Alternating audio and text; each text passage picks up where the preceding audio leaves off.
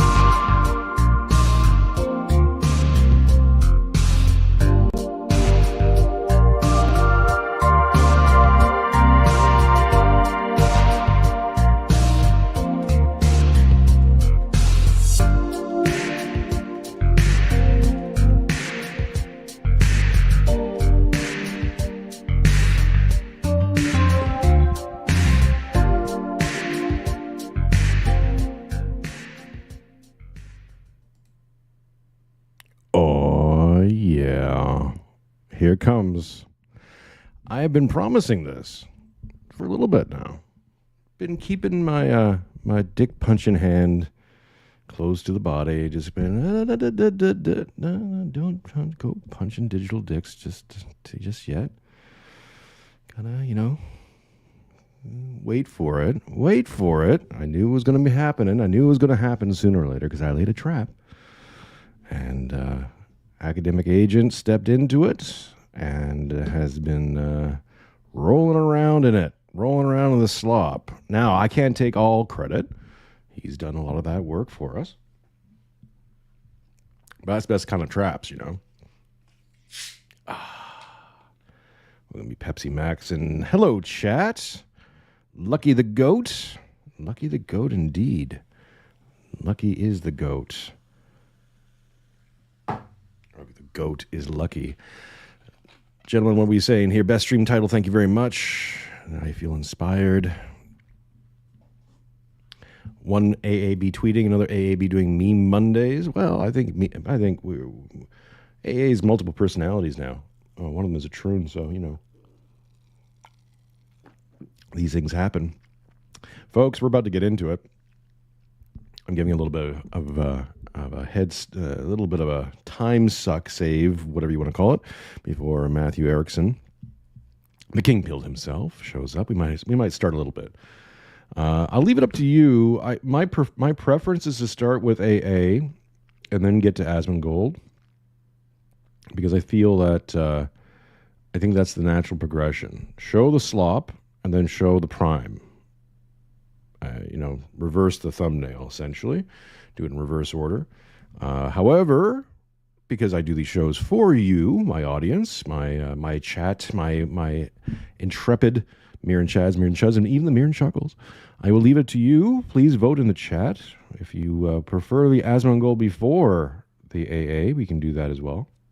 I'm open. I'm also very caffeinated. I've got one beer that I'm saving. And maybe we'll do this. We'll set a goal while we're here. Let's set the goal low.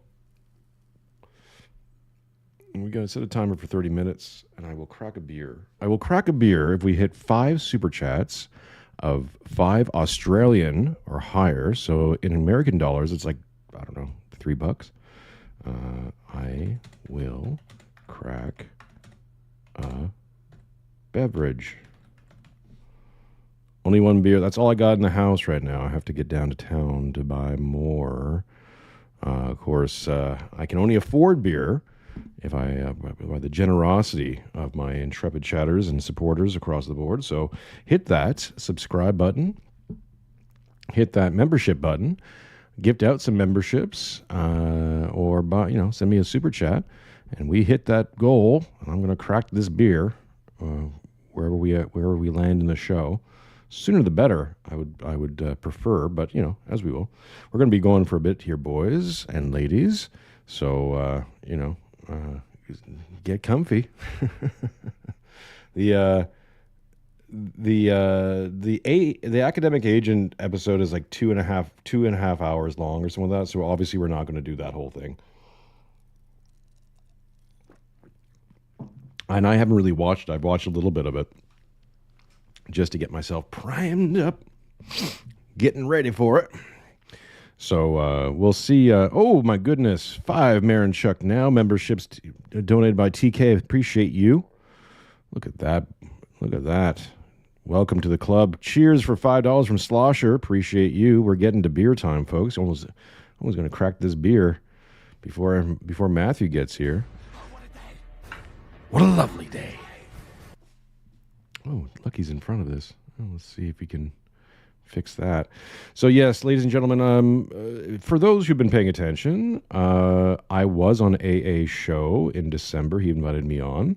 Primarily, he invited me on to, I think, to basically confirm. Oh my goodness, we got another one over here as well. Appreciate you, whoever sent that. We'll get to that in a second. Yeah, subscribers, let me hear you. What am I talking about here? So he invited me on, and I think it was primarily because right before that we had done a Friend or Fed with Thomas777.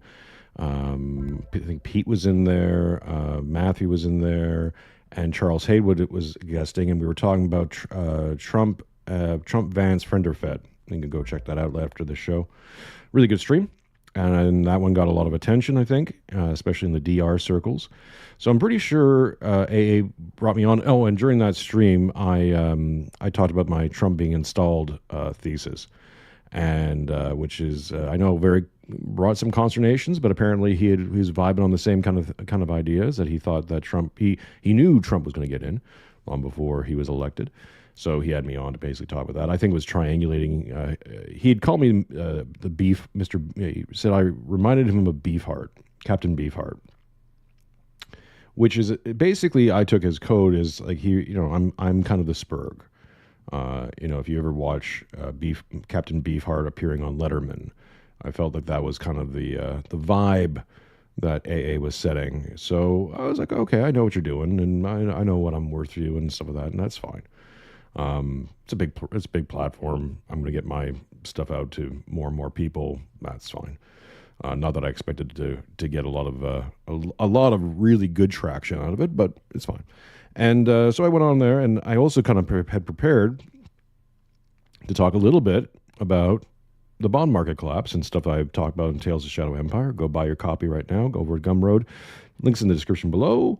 $10 off right now for tariff sales. Use the code TAIL at checkout to get yourself 10% off if you haven't already, or go get a membership over on GUMROAD.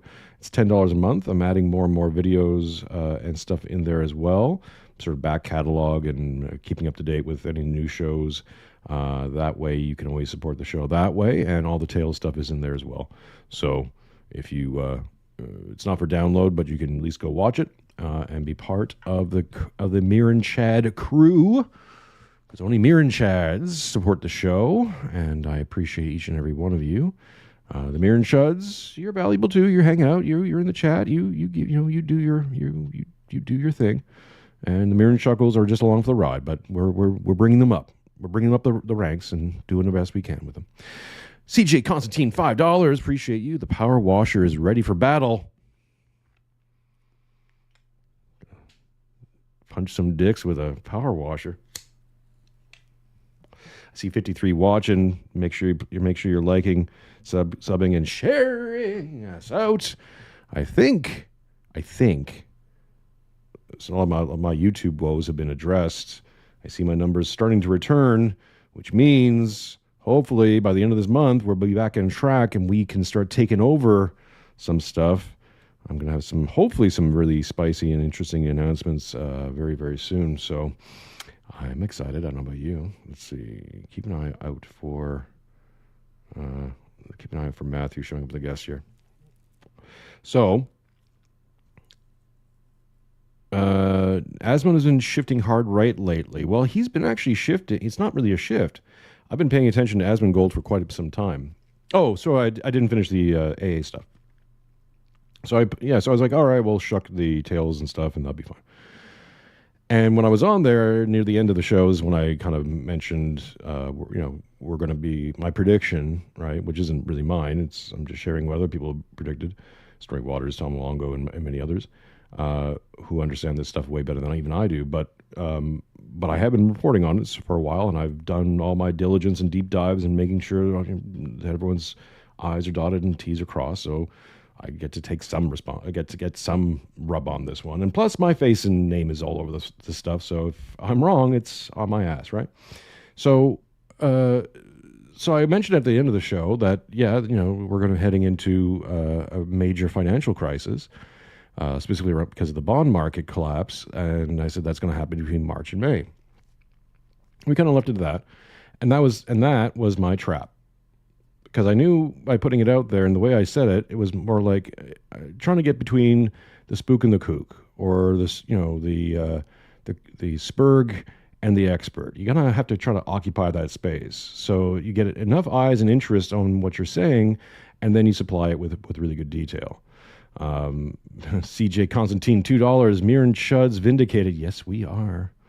Yes, you are. Every single day in every single way. Hunger Die Merchant, $10. Big fan of your work since Friend or Fed. Loving the Shadow Empire Series 2. Here's some dollar shekels as reparations for tariffs. I appreciate you, Hunger the Die Merchant. I think I'm going to be referencing you in a little second. Because I think it was you, sir, who said, let me see here. Let's be careful what we're sharing here. I believe it was you who said, something about where is it? More bookmarks, Goat Stream. Yes, this is you. Yeah, this is you. When a man who spent a decade not showering or cleaning his room just to play World of Warcraft has better political instincts than the guy who writes books on politics for a living, many such cases, this is true. I even quoted you in the description of the YouTube show. So hats off to you, sir. That's a heck of a spicy. Oh, it's spicy. It's so spicy, baby. So that was a trap. And the trap that I thought that I knew he was going to step into, well, anyways, I didn't know. It was, and why I'm calling it a trap is because I knew it was going to beggar a response, especially the way I set it up. AA has been on this sort of slop run. And it's more to triangulate his YouTube views and make sure his YouTube channel stays relevant, especially with the algorithm change, which I'm pretty sure he was well aware of long before it actually changed. He's in that 100,000 plus subscriber mode. He probably has access to someone in YouTube or a representative that is giving him details, or he's just paying it. He's maybe paying real big attention to this stuff. TK $5. Oh my goodness, we're one away from me cracking a beer and salutations and celebrations. TK $5. From my understanding of Jeff Snyder's work, there's cynically banking issues around September. That's my guess when the banking shift. Yeah, well, we'll get into all that stuff. So the trap was set. Because I knew that because he's going to SLOP territory and because he's trying to triangulate all this stuff, he only really had two options to deal with that little bit of information, and something that I knew he wasn't prepared for. So he's either going to ignore it, which is, fine. Then trap said doesn't spring. What are you going to do, right? He's either going to have to honestly deal with it, which is great because then that just boosts my visibility in the work that I'm doing. And if he starts to get honest and getting Tom Luongo and other people on, that'll be really good because that'll boost everyone. That'll raise boats, right? Because remember I mentioned Pete Quinones quite a bit on that show with when I was on AA. And so I figured, well, if nothing else, he's going to get Pete on and Pete will talk about it, and that's good for Pete and all the rest of it, right? So that's great. Or option 3 is he's going to step in the trap and then he's going to have to counter signal it. And because if anyone who's been following me on X especially, or been following these shows, knows I do make predictions, but I don't make a whole bunch of them. I do check my sources. I make sure when I say something, I'm pretty damn sure it's going to happen. Now, do I get it 100% right? Not always. There has been missteps or things that things happen that I couldn't have possibly foreseen. Even with this, with the bond market collapse, it's possible that the United States, with its tariff manipulations and all the rest of it, somehow saves the entire international bond market. It's technically possible, highly unlikely, but I mean, hey, who knows? Miracles can happen. We'll get into where I think the predictions are going to go when Matt gets in here, but okay. So 3 options. Either he ignores the bond market information, either he picks it up and runs with it, which is great, or he starts to counter-signal it, which is bad for him, not me. Now, the week later, after I went on his show, he brings in this guy, Dark Horse, Black Horse, something Horse, who, and I won't get into too much stuff about this, but that guy doesn't like me. And I don't know why he didn't like me. I was aware of him I didn't know who the hell this guy was. And then, I'm being careful what I can share here. But let's say this. I was a little bit surprised when he showed up on the show just to try to bury me, but I wasn't surprised. But I wasn't exactly shocked because this guy had a bug up his ass about me, and I don't know why. I'm Canadian. This shit happens, man. I got a really good lesson in in small time alternative media last year. It's wild how people will get a snot up their nose because you got 10% more views on the video than them, and they feel threatened now, and all this kind of crap. It's silly, but hey, it's the business apparently. So he shows up on an AA show. I'll cover this next week because I've been holding off. And he shows up and he tries to bury me and all this kind of stuff. And I waited a little bit, and I had a few whiskeys, and then I engaged online on X with this guy, and I basically said I will debate him if he gets on stream and puts his real name and his face on camera, because F you. You're attacking me while my name and face is on everything, but you're sitting behind an alt account. Which is, again, I don't care if you're not showing your face on things. It's just, if you want to be a guest or you go on shows and stuff like that, it's fine. Like everyone has their reasons. But if you're going to attack me and my work and my guests and everything else like that and try to bury me, my friend, I'm going to punch you in the digital dick. So that's what I did. And that lost me some friends. That lost me some footings. But I was okay, because I was ready for that anyways. And again, I knew that unless some great grand miracle happens, the bond market is going to... That's a matter of math and gravity. So, what are you going to do? And so I made all these predictions, of course, and I've been sitting back waiting, because I had two options. I could either go hard on the offensive, and that may or may not work, or I could just wait until things start happening and then show up and go, ha ha ha ha ha ha ha. Now, in the meantime, our academic agent has descended into derogatory crud. He's gone full SLOP, folks, and the conversations around him in many chats that I'm privy to are not good. So we got CG Constantine $2. We will give you the antlers of a jackalope. Appreciate you. I don't know where I'd put such a thing, but I will find space on the wall. And Steve Ambrose Rutko. $10. Cracked beers, sir. There's Dingo Lager, too. Here we go. Fresh out of the freezer, too. Ah. My. What a lovely day. What a lovely day. Yes, sir. Okay. So, that's the AA story. I've been waiting, holding off, biding my time, twiddling my fingers, waiting until, of course, all this starts happening. And, of course, AA, because he's in rejection of all the things I laid out, and because he's gone on Team Dark Horse, Black Horse, Crack Horse, whatever horse, and he's accepted his vision of how these things work, he's completely off. All their analysis are completely off. It's practical errors. So now they're basing all their analysis off of wrong data, and they're starting to lose their minds, especially on Trump, and especially on these tariffs and economic stuff. Can't figure it out. Doesn't work. And he's spurging, and he's spluttering, and he's... All I gotta say, Nima, I tried to help you. I tried to warn you, and I tried to help you.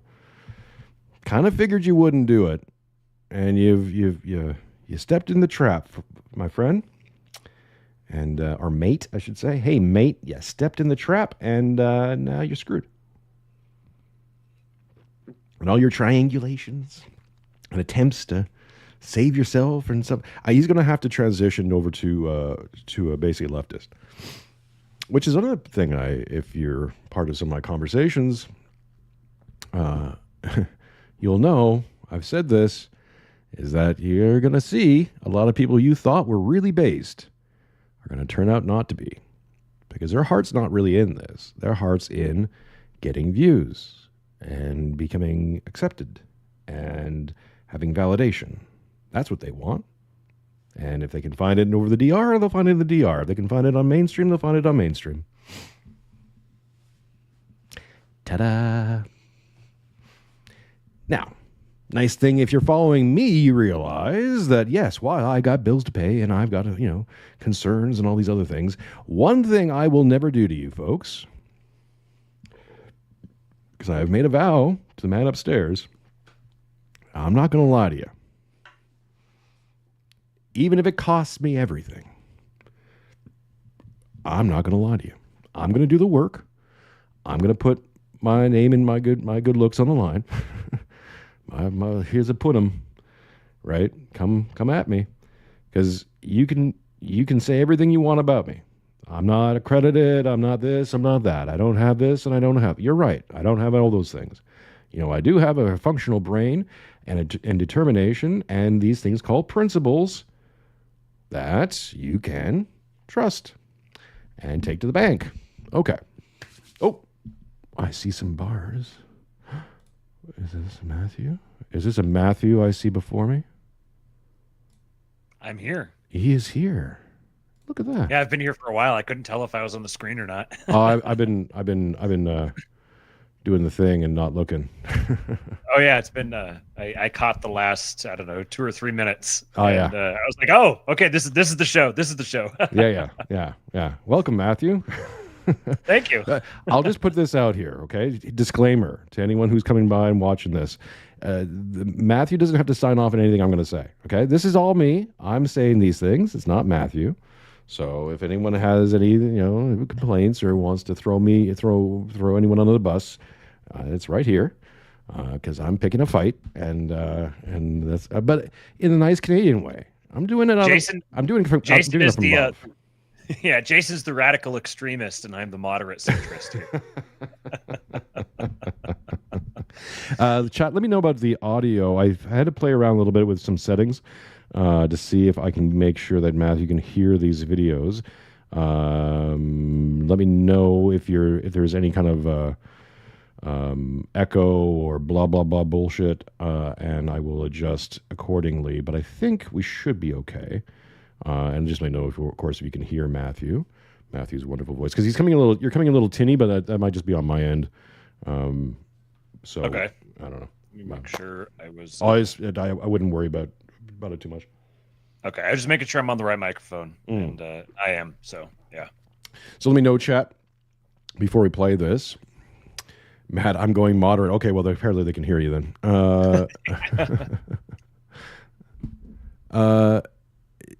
I love how Jason's mic is significantly louder than last night's stream with Will Spencer after someone in the chat commented about it.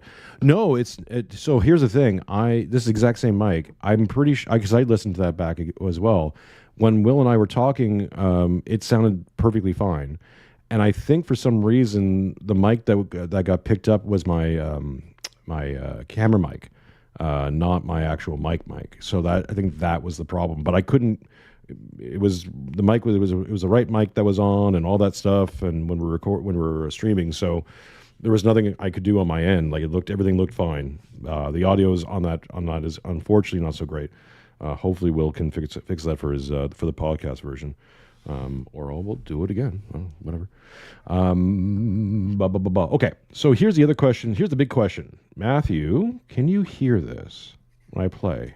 To explain what is. I can't even see you sharing anything. You can't even see me sharing anything. Okay. Yeah. So I think I'm just pulled in on a. Let me try something real quick. I'm going to jump out and jump back in again. Yeah, sure, no problem. Let's see here. Window capture. Close. Yeah, the only problem with I'm having constantly over here on Streamlabs is I can share a window. He can see it, but he may not be able to hear it. So give us a few seconds, folks. 98. I see the numbers are jumping up and down. Over 100 people watching. Please leave us a like, subscribe, share, put a comment in there. Send a super chat. Send some love. We set a let's set a new goal.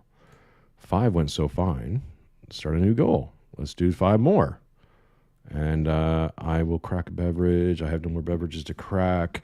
I will buy more beverages.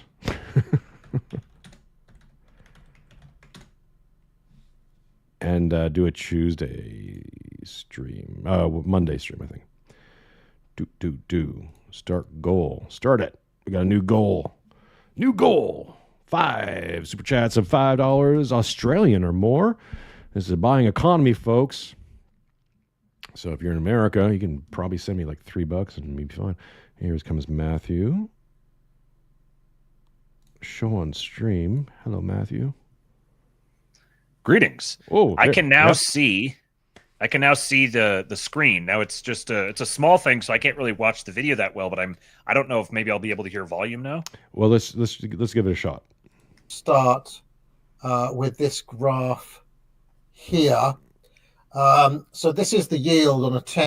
Can you hear that? No, nothing. No. No. Okay, so can you open this stream up on one of your other screens? I know you have some. Oh my goodness.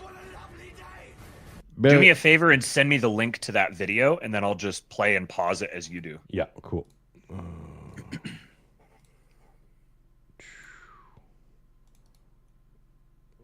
son of a bitch. Okay, here we go. Sent to X. Excellent.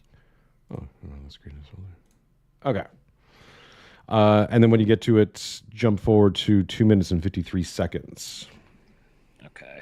Do you ever have this thing with the XDMs on desktop where they won't open when you it sits at like a blank tab, and I have to open a new message, and when I close the new message out, then it loads the DMs. No, I have this weird scrolling issue though, where the GCs especially just kind of keep scrolling, and I have to like mouse wheel it around, and I don't know how to fix it. Bill L. Bradley, $10. What's the minute to go to? 2 minutes and 53 seconds. Okay. And Steve Ambrose, or $10 from Bradley, and $5 from Stevie Ambrose. Appreciate you. I'll be heading down to the pub for a cold one after this. Depending how long we go, we might be going to the wee hours of the morning there, Matt. Okay, so as I was saying earlier, this is a 2 hour and 41-minute video. We're not going to do the whole thing, obviously, because you do have to make that disclaimer given some of your history. Well, I like to talk, Matthew. What do you want? I get paid by the hour, so we'll play. I watched a bit of it. I think probably the first 15 minutes, or I don't know if we can get past 15 minutes of this crayon eating nonsense, but it's good that you're here because I'm gonna spurg. So reel me back in a little bit, and then after this we'll play the Asmongold, which is a more doable 20 minutes, and we'll compare and contrast. Because this guy, you can buy courses. He's got an economy course and stuff. He's a teacher. He should know his stuff, right? Yeah. Okay. So we're gonna play in 1, 2, 3, 4, 5. To explain what has taken place, let us start with this graph here. So this is the yield on a 10-year US government bond. Okay, just pause. Chat, just let me know if the audio is there is okay for you guys as well before I get further into this and we find out there's issues. I hate when that happens. I hate when you get like 10 minutes in and you're like, oh. Yeah, right. Dang it. I can't even edit that one out. There's no fixing this one. So yeah, let me know, chat, if you heard all that before I press play again. Tasty, tasty beer. I'll say here at the outset that I'm this is a fascinating combination. I didn't think of making this combination, but as soon as I saw you were doing it, like the AA versus Asmongold thing, I was like, oh, this is cosmically delicious. Shout out. He's gone on such a rampage on SLOP, and Asmongold is like the pinnacle of what you would think is a SLOP account. Shout out to Hunger the Dye Merchant who tweeted this out. Who tweeted out a tweet saying audio echoing or doubling, I think. Okay, let me just fix this then. I know what to do. He put out a tweet saying that well, what does he say here? Let me find it. He said it out at the earlier part of the show. When a man who spent a decade not showering or cleaning his room just to play World of Warcraft has better political instincts than the guy who writes books on politics for a living. Yeah, it's right. It's fucking true. And I was like, there it is. There it is. I'm getting a little bit of echo on myself here. I think it's coming from your headphones into your microphone. I can't really do much about that. That might be what they're hearing as well. So like if you just turn down your own volume as you hear it. I have so many things here. Okay, yeah. We're professionals. We are. Well, here we go. Is that better? We're professionals who live by fuck it, let's do it live. Fuck it, let's do it live. Is that better? Yeah, that's better. Okay. Yeah. Let's do this. Do that. Okay, so I think we got that fixed. Let me know, folks. If there's problems, we'll deal with it as we go. Okay. 1, 2, 3. Play. So this is just pick it up here. AA is looking at a graph. The cost of U.S. government borrowing has spiked, specifically on the yields on 10-year U.S. government bonds. Almost sounds like there's a problem with the bond market. Who would have guessed that? And you can see that the tariffs were announced, and then suddenly yesterday they started going upwards at an alarming rate, which is not usually what has happened. Basically, what happened is that because of all the uncertainty created by Trump's actions, because of what happened yesterday was that the tariff regime that Trump had announced came into effect, right? So he'd announced them on so-called Liberation Day, okay, but they actually came into effect on the 9th of April. That was yesterday, and basically the markets did well. That is what happened to the US Treasury bond. It was likened in the media to what happened to Liz Truss.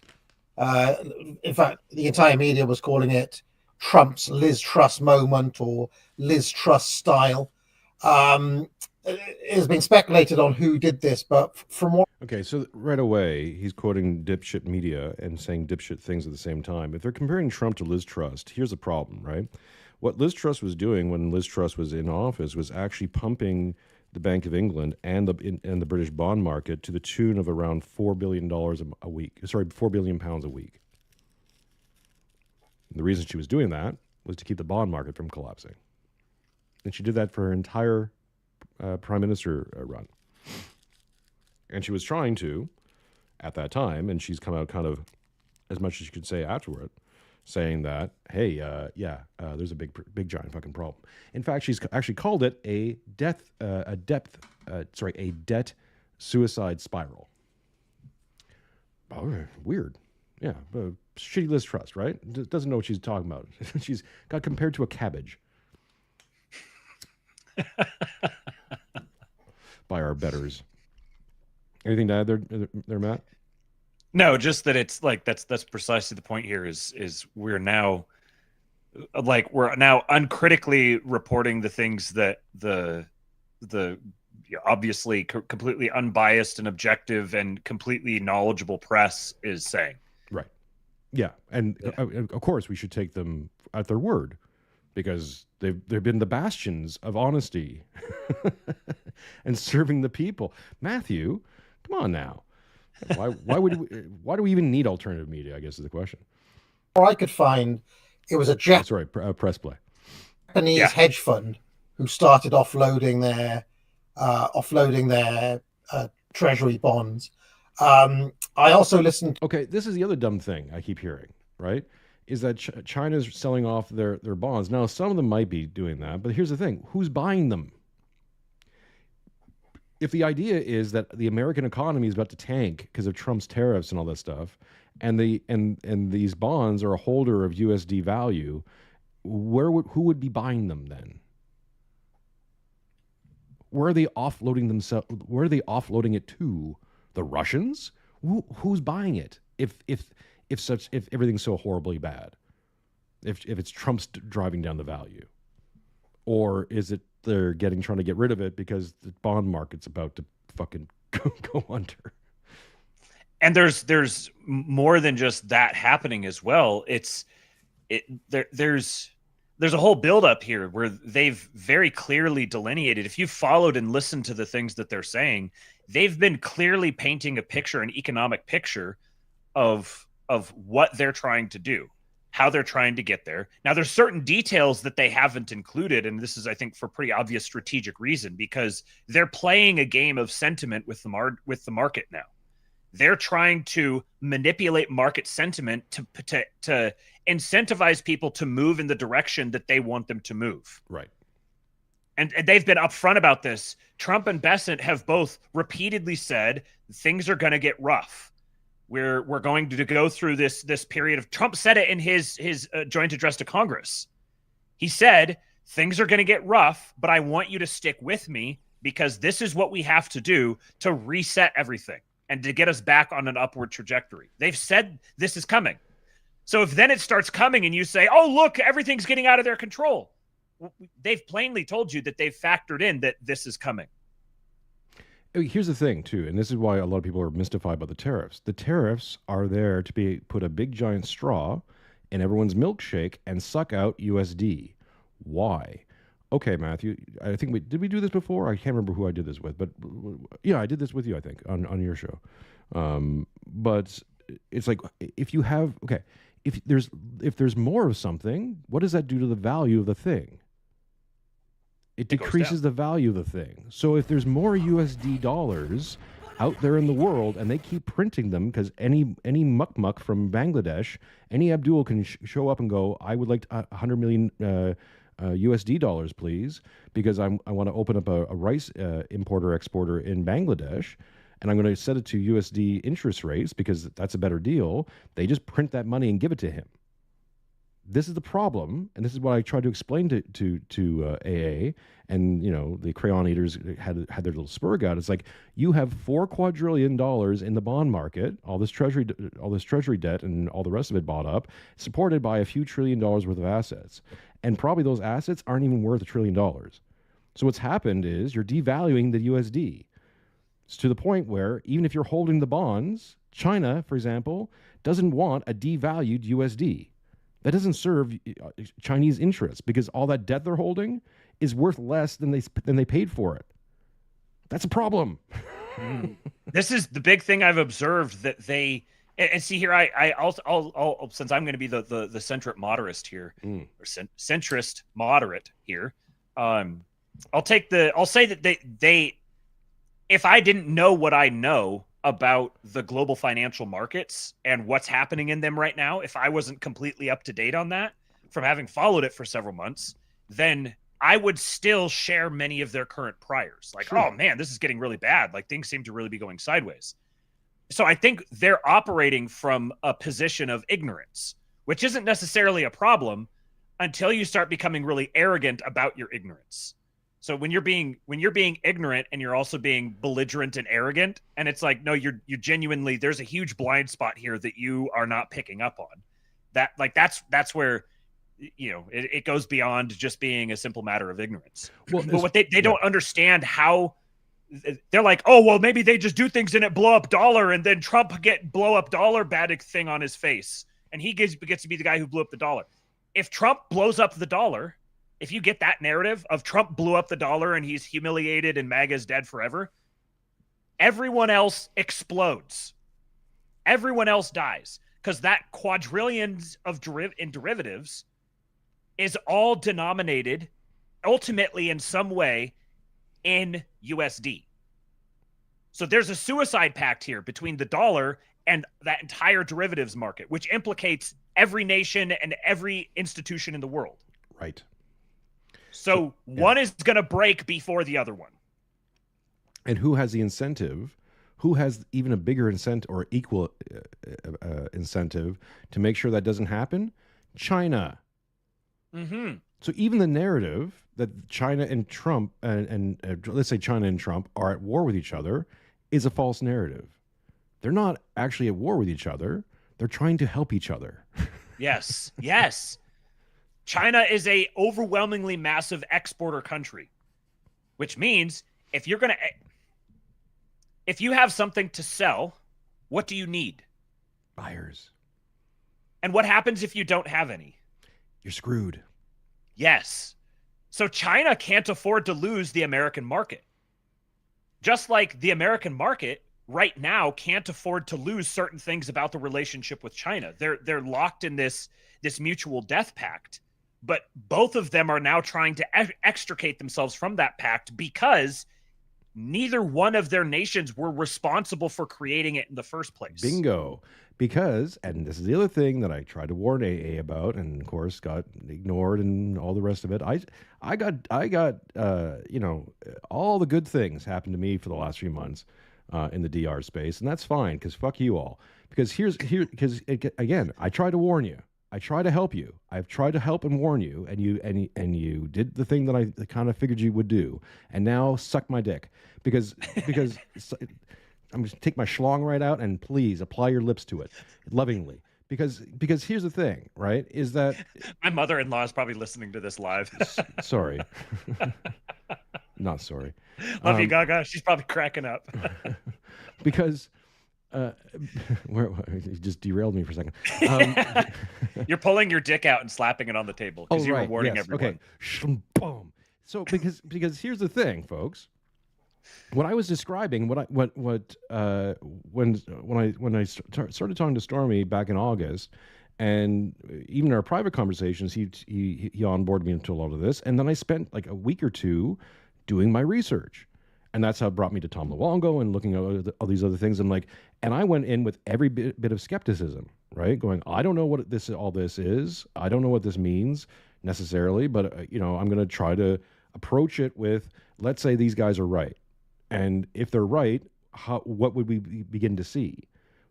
And then you apply that model to what you already know, what you can confirm, and what looks like is going to happen in the very near future, and it all made sense. It all made predictive, mimetic, perfect sense. And then when you start applying it even further out, you're like, and then things start happening predictably. That's how you know you're onto something. That's how you know the model stands, because all of a sudden, not only do you plug things in and make sense, right? It tears away the narrative and goes, oh, well, yeah, because all these weird little threads that don't really add up to each other, suddenly, because they're trying to describe something that doesn't exist. And then you suddenly put all that fact into something that does exist, and it all makes sense. Quickly, I'll read this up before it goes away on my screen. Hunger Die Merchant, thank you very much, $5. If you believe Cabbage Head Trust was about to crash the UK economy before the Bank of England stepped in, then I have a beach house to sell you in Idaho. Here's the thing, is that Liz Truss was in service to the Bank of England. She's not your friend, by the way. I'm not saying these people are good people. I'm saying that she was directly helping out the Bank of freaking England. That was her job.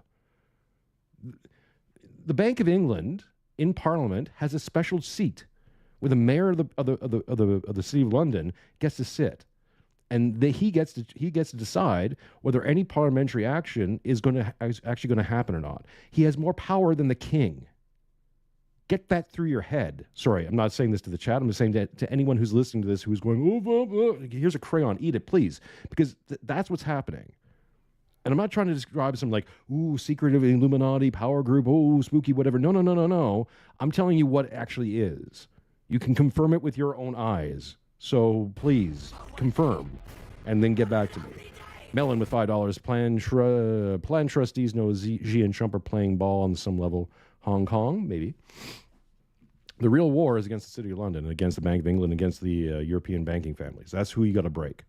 Everyone else is I think looking for their own sovereignty. Okay, let's get back to. And just to add to that, what's so frustrating about listening to I think there's the Euro bros who have the perspective that they do. I don't fault them that.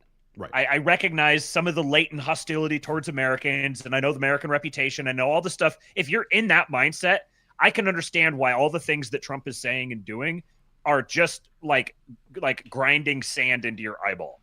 I get that perspective. It's the American guys that start echoing that perspective those are the ones I want to start boxing their ears, because there's a deep rift that's emerging between. This is a natural. It was going to happen at some point, that there was going to be a rift between America and the European countries.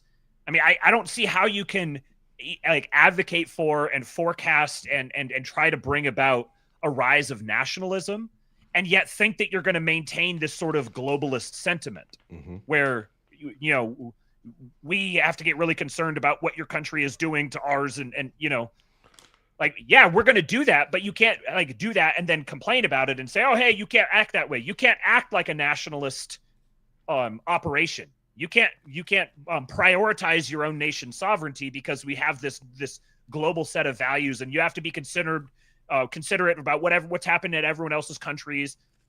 No, this is the multipolar world now, which doesn't mean we have to innately have hostility. It's that you have to recognize each player has to recognize their position with respect to the other player. Here's the other thing. Yeah, here's the other thing too to build on that is that if all these nationalists plus all these people who've been online spouting nationalism and now are all spurging out, it's that, look, GDP go up. That whole system is based on a globalist system. It was preset long before you were born. Okay, from basically since the Marshall Plan. So that whole system was based on a premise that is literally destroying you. It was going to enslave you, literally going to enslave you. The Build Back Better was all about enslaving your ass. Okay, so get rid of the GDP go up thing. Get rid of all those things. Take them out. Ball them into a nice little ball. Throw them in the garbage, and then set fire to the garbage can. Okay, it's gone. It's done. It's finished. It was always going to be done. One way or the other, this thing was going to collapse. It was not going to survive the next century, period. Whether it was Trump's plan or their plan or whoever's plan. Okay? Whatever plan is going to be enacted was going to be the end of that. So that's the thing you got to get your head around, is that there's no going back to 1950. And even if there was, you wouldn't want it. If you actually have principles and you're not a schmuck, you wouldn't want to go back to 1950, because that's just putting the dial back until in 50 years or whatever, you're going to get back to here. It's the same shit. So what do you want? Do you want sovereignty? This is how you get sovereignty. It sucks a bit sometimes, doesn't it? Yeah, you might have to sacrifice something. Oh no. You might have to tighten your belt a little bit and buy slightly more expensive things. Oh, tears. What do you want? Okay. I'm just getting started. The irony is that if you really want to break the back of this Satanist baby's blood drinking cabal of globalists that have Europe just completely in a stranglehold, if you actually want to get rid of that class of people to allow actual representatives of the people to come up and advocate for the interests of the individual nations, If you actually want that, the best way to disempower that crowd of people is for America, first of all, and then China, second of all, to extract themselves from the system that they constructed. Because that's the entire premise of their power, is being able to sit in the position that they do with respect to these leveraged trades, the trade network that they've developed between the US and China and all the various proxies for them, and then collect arbitrage fees off of it. I mean, it was an empire, a naval empire that was based upon global shipping networks. And what do you have with global shipping networks? You have of taxes and fees and trade barriers that you can then erect, and you can control and manipulate those, and you can create opportunities for arbitrage and then prevent those opportunities from closing and start collecting rents off of them. That's the previous imperial model. America was subject to that model, but they kind of baked in the recipe for their own demise by rooting all of their interests to America. America is the base for all the financial schemes. So if America shakes its head free and begins going its own way, almost doesn't matter which way it goes.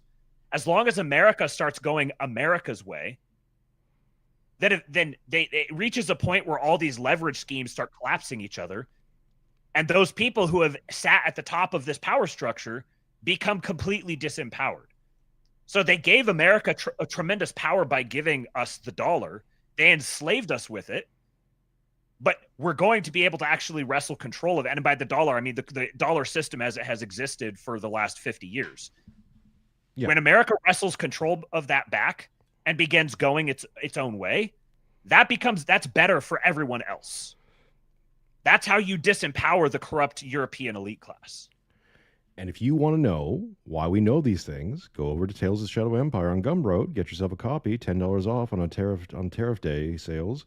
Use the code TAIL to get yourself 10% off at checkout. I've detailed this. I put a whole package for you. There's 4 whole chapters dedicated to this, along with discussions about the Ukraine-Russia war and the shadow bureaus, with many different speakers such as Stormy Waters, Tom Luongo, Jim Jatras, Charles Spadil. I mean, I'm doing the work for you folks, so you go over there and get yourself. And there's even individual chapters available. So if you don't want to pay the full 40, there's other ways of getting a hold of this information. There's free stuff out there on YouTube. Like I've given you everything I can give you, everything I can think of, to rattle shake your windows and rattle your walls, because the times they are changing. Okay, let's get a little more AA in us. And then, or a little bit of us into AA, and then we'll switch over to Asmongold. To press play now. To Rory Stewart and Alistair Campbell, and one of the things that Alistair Campbell mentioned in passing, that he watched the big Oval Office thing with Netanyahu went to the Oval Office and did this press conference with Trump, and Campbell watched the entire hour of it, and he said, well, Trump was talking about baseball and all sorts of nonsense for most of it. But some journalists asked him something, and Trump casually suggested that the US may welsh on some of its debts and so on.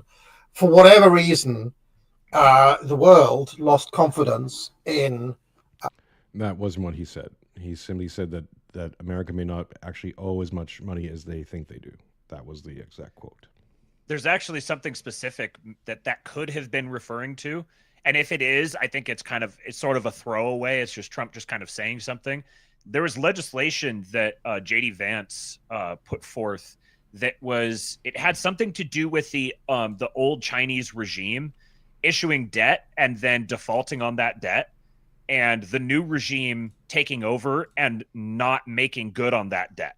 So it was basically saying, it seemed like it was laying the groundwork for America to be able to actually cancel out some of that debt and whatever is downstream from it on the basis of this, basically a paperwork thing.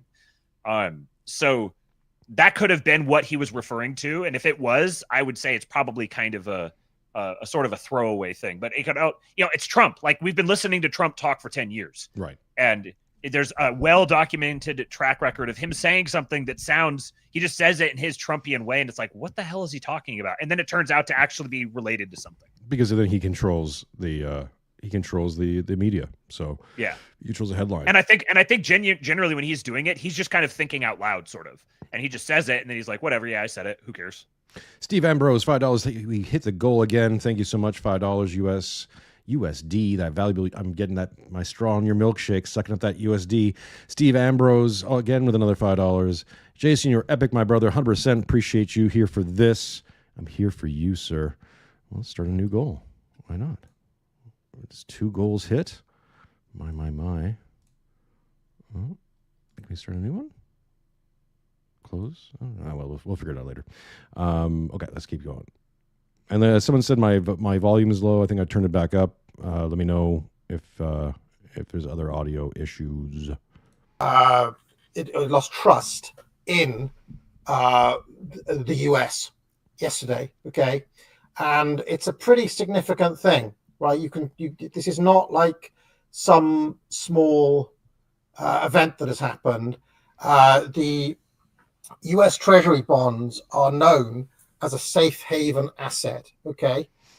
And it relies on its status as a safe haven asset, relies on the fact that America is a trusted, good faith actor in the system, and it's not going to do things like default on its loans.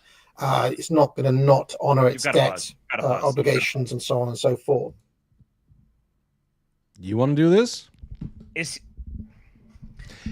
he? This is the guy. Wait. Sorry. Wait. This is the guy who popularized the term boomer truth regime, right? Yeah. And he's talking boomer points. Yes, that's the biggest. The subtext. Maybe there's more coming that will color this differently. But the subtext of what he's saying is the U.S. dollar's status is the foundation for the global economic order. That's what he's describing. He's saying it is the safe haven asset. So when everyone else gets scared, or at any point that someone gets scared, they can run into the U.S. dollar. So the U.S. dollar exists as not technically the U.S. dollar. When I say the U.S. dollar, again, I mean the whole system as it's been constructed. The treasuries, they go to the treasury. This is the bond, this nice, safe, long-duration bond. And the whole global monetary system is built around it. Even here in the United States, you've got mortgages and auto loans and commercial payment. All the different stuff's all based around the U.S. tenure. So the U.S. treasuries, broadly speaking. So, yes, that is the entire point here. The entire point is that reality that they created means when the Trump administration decides to take control of the treasury market, everybody else has to follow them. That is the ring of power. U.S. treasuries are the ring of power. And what they've just done is they've taken the safe haven asset and they've sent it into completely chaotic territory. Volatility all over the place. Nobody knows what to do. So everything's getting thrown up in the air at one time. That's the whole point. And he's framing this, his whole perspective on this has been, maybe he changes in what I've listened to here, but his whole perspective to this point has been upsetting the globalist established economic order is bad. It's bad if Trump upsets the global order as it is today. And what room is there between that and just just basically a globalist sort of mouthpiece? Well, because the mentality here, I think that is key, is this idea that under sensible governance, we can get this back in order. The problem is, it's like don't throw the baby out with the bathwater. I'm like, no, the baby's demonic. The baby's Satan. You throw that baby out. You throw that baby out as far away from you as humanly possible. It's going to crawl its way back here eventually. But in the meantime, try to build as much as you can before the baby gets back. Because the baby in the bathwater, no good. Got to go, right? It's got to go. Here's the other thing, too, and this is the level of analysis that only Matthew and I can bring you, I think. Let me give you an example, okay? The ring I'm wearing here. Okay, this is my grandfather's, was one of my grandfather's rings. Nice little horseshoe ring. This was his special ring. This is a ring he was going to wear when he, birthdays, going down to the Chinese buffet. It was good time. This is Fred was stepping out. with his when he wore this ring. Now, this ring's got diamonds and it's got gold, right? Shiny and gold. Gold. Why is gold valuable? It's not because of the numbers on a number sheet, and it's not because of its stock price. Gold is valuable because as soon as you look at it, there's something inviting about gold. There's something about the color. There's something about the quality of it. It would have value even if it was just everywhere. Why does Trump put gold on everything? There's a metaphysical quality, an attraction, a desire for this gold. It's warm, it's inviting, it's like butter. And shiny. You can wear it. There's an attraction to it. USD is gold. Okay? It's like having so when you have a treasury bond, it's like having gold bricks made out of USD. USD doesn't just have value because it has a number attached to it. It has value because everyone wants it. Everyone looks at it like this is buttery gold that you just want to have around you. You want it. We said this on your show, Matthew, and I'll reiterate it.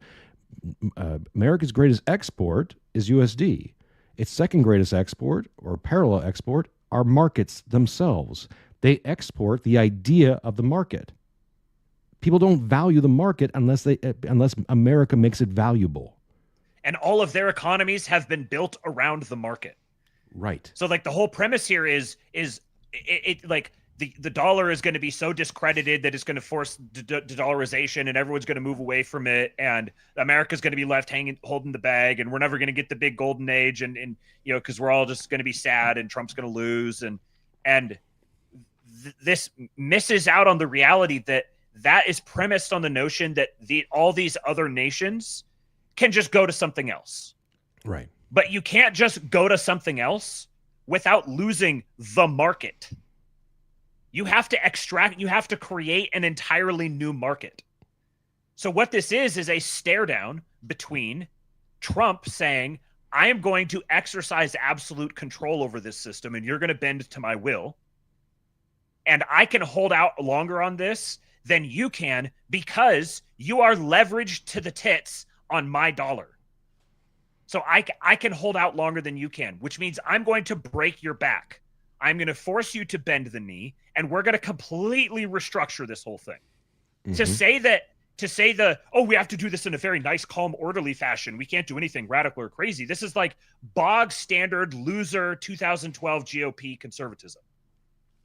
It's that same perspective. Like, no, we can't do anything radical. We just got to kind of trim around the edges and sort of navigate our way there. No, as a fucking American, I voted for this.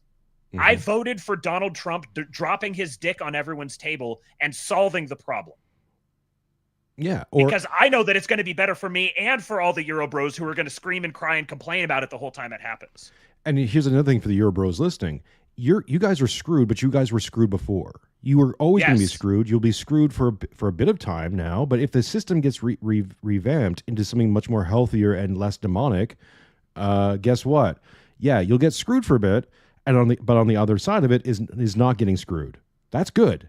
Now, I don't know how long you're going to get screwed for. I'm hoping only for a few years. It could be decades. We're going to find out. Either way, at least you're going to have a system on the other end of it. Here's another thing to keep in mind. The Soviet Union didn't really collapse. It just transferred. It transferred itself over to the EU. In fact, I believe that the EU was set up as a parallel bulwark to the Soviet Union. So in case the Soviet Union fails, we have the EU. Exact same thing. You're living in 1977 Soviet Russia. That's what you're living in. That's why everything's depressed and flatlined. That's why you have no hope. That's why they can do things to you that they shouldn't ever be able to do to any half-decent, self-respecting human being. Because they just give you shiny baubles to distract yourself with. Right.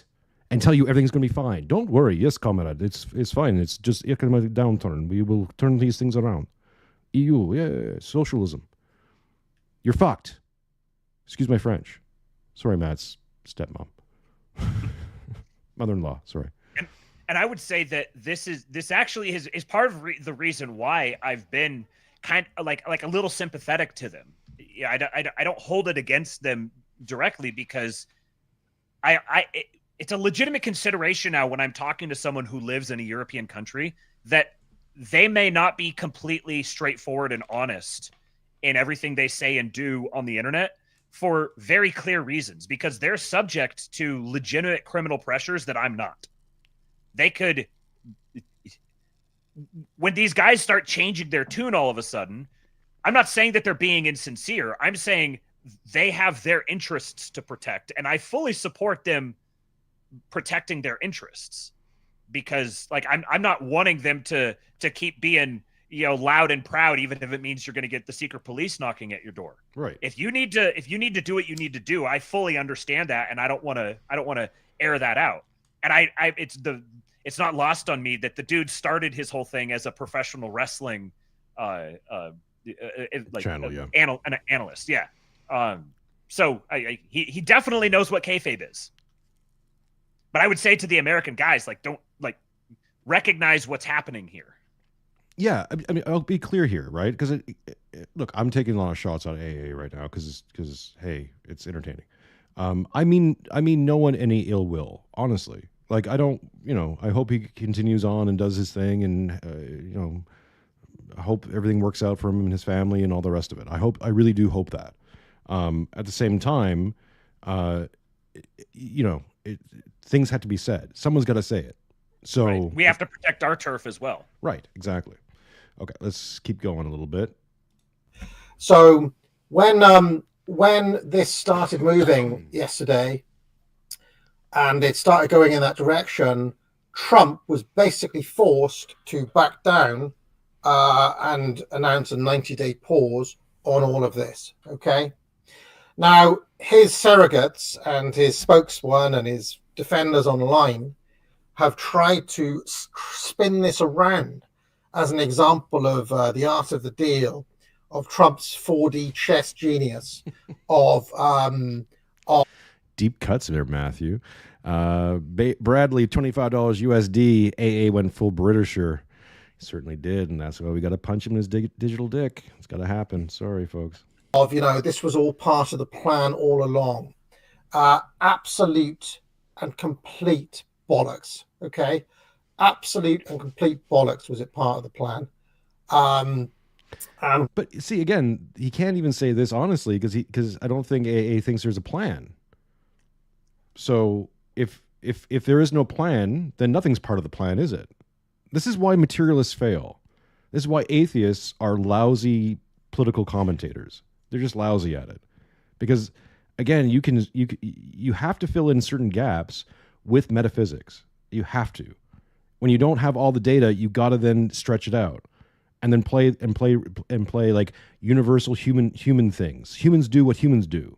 Human being exhibiting this behavior is likely to do certain things. That's just basic stuff. Any decent salesperson knows this. You're dealing with metaphysics all the time. And if you don't have like a metaphysical sense or metaphysical consciousness, then it's kind of like, you know, if you're like floating along on the water and there's like islands that are sticking up around you, and you have like the space above the water that you can look at, and then there's the space underneath the water. And it's like being blind to one of those. Mm-hmm. So imagine sailing around with no ability to identify what's under the water. And you look at it, you're kind of mapping everything around you, and you're like, oh, well, here's all the stuff that's sticking out of the water, so that's where all the things are. But what happens when there's things that are under the water and they're really close to the surface? You might run into them. Here's a thought that just occurred to me. I think that all these guys want the sensible options, want everyone to act and operate in sensible ways, not because they think the sensible way is actually good, but then it makes sense to them. Mm-hmm. Right? If everything's on the surface of the water, they can see it and analyze it and then go on with their day. But if there's stuff below the water or stuff hidden behind the clouds, that gives them anxieties, and they can't deal with that. So they're like, "Oh no, evil, something, right? Evil, bad shadows, bad." You know, and it's just because you got to extend it out. Bruce Skittle, not USD, $9.99. Appreciate you. Have we hit another? Let's see if we can do this again. Close. I want to start a new one. Why won't you let me start a new one? I'll just say real quick that while you're trying to do that, Yeah. I think one way to look at if you're not understanding where they're coming from, if you're looking at you're just like, have these guys completely lost their marbles? Like what's happening to them? What's happening is they are like implicitly assuming the continuation of the current US dollar status and the global economic order as such today. And so they're latently assuming it's inevitable. They assume that because this thing exists now, it's just going to exist forever, which is kind of like a second order Francis Fukuyama kind of instinct. Like we've reached the end of the world, the end of history, and now everything just kind of all these institutions exist and they're going to keep existing and nothing's ever going to make them not exist. Yeah, the end of logic. Yeah. And so, but it's what we're saying is that whole thing is going away. And if I knew that if I thought that it was going to stay, and I'm evaluating this as, okay, he's moving this piece here and he's moving that piece there, and they're trying to move these things and they're trying to take the existing pieces of the system and put it together in a different way to make it work. Well, yeah, that won't work because this system is designed to work this way. But this is not the only system. There are other systems. It's inevitable that we are going to have to move to other systems and use other systems. They're going to have to be developed and innovated. Our entire global monetary order is completely out of date. It's past its expiration date. So something else is going to happen. The question is whether that's going to happen as a consequence of everybody just stumbling headlong over a cliff and crashing and burning and everyone dies, or if it's going to happen because someone takes control of the reins on this wagon and pulls it in a particular direction. And it's very obvious that's what the Trump administration is doing, and they've told you this over and over and over again. So we're not even like galaxy brain 4D chessing. We're like literally read the words that came out of their mouth as they describe this and then this and then this and then this. I don't know what else to give you, man. Yeah, and then they do it, and everyone's like, "Oh, right. I can't believe they did that." I'm like, "But he said he was going to do it." Yes. Yeah. Again, he says his whole premise was, we're going to come in, we're going to do big, beautiful tariffs. And I love tariffs because I can use them to get what I want. They're a great negotiating tool. I can threaten people with massive tariffs and force them to come to the negotiating table and get what I want. And I want everyone to have a tariff on them. And so what did he capitulate back to? He capitulated back to a universal 10% tariff with 125% on China and everybody getting in line to negotiate. Yep. 140 now, I think. I think they just re-upped it. We'll play a bit more because I know Asmon. There's more stuff I want to say, but I know Asmongold takes on this pretty directly. So one can show that it was not part of the plan by just looking at what Trump and his surrogates were saying just a couple of days ago. This was on the 6th of April, 3 days before the tariffs went into effect. And Trump was like, "No, I'm not going to pause all of the tariffs. Right, we're going to need to experience a little bit of pain, and if you're worried about this, you're a panican. You're a panican." Well, he didn't suspend all the tariffs. He suspended the tariffs on everyone who was in China or who called him up and said, "We want to do a deal." Hasn't suspended the tariffs on Mexico. Hasn't suspended the tariffs on anyone who hasn't said, "Hey, can we suspend the tariffs?" So, still made good on his promise, by the way. And also, he just transferred all the existing tariffs over to China. China's taking on all the tariff load right now. Mm-hmm. Wow. And even if he had paused all of them, say he just said, "We're going to, for the next 90 days as we negotiate, we're going to eliminate every single tariff." Oh, like that would still be like he did with Canada and Mexico a month and a half ago, whatever it was. Yeah. But even in this case here, Trump not considering pausing tariffs despite global turmoil. Do you expect him, if he was willing to pause tariffs, do you think that he would come out and say, "Oh yeah, if people do this stuff here, then we'll pause the tariffs"? That you'd be the worst negotiator ever. That would be retarded. This is like Matthew, that would be like Pierre Polyev level. You're just coping with common sense and things that make sense. Why are you coping with logic, Matthew? Please. What they can't buy, what this boils down to is they cannot buy that Trump and his team could actually be competent. Right. They find that simply unbelievable, which puts them in the exact same camp as CNN, everyone else. MSNBC. Yes. So it's again, why are you listening to Academic Agent? You just watch CNN. They have better production values. Sorry, well they do, right? Like, They pay for it. It's not even You're getting the same worldview. Yeah, exactly. You might as well. Right? You're a Panican. It's Liberation Day.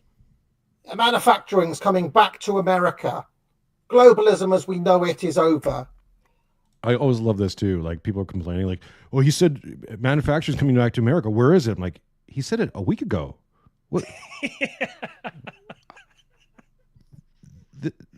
What do you? Do you know how this works? How do you think he just sprinkles like in industry seeds in the ground and waters them and puts a little bit of growth? Like, what do you think this is? Like, what was it?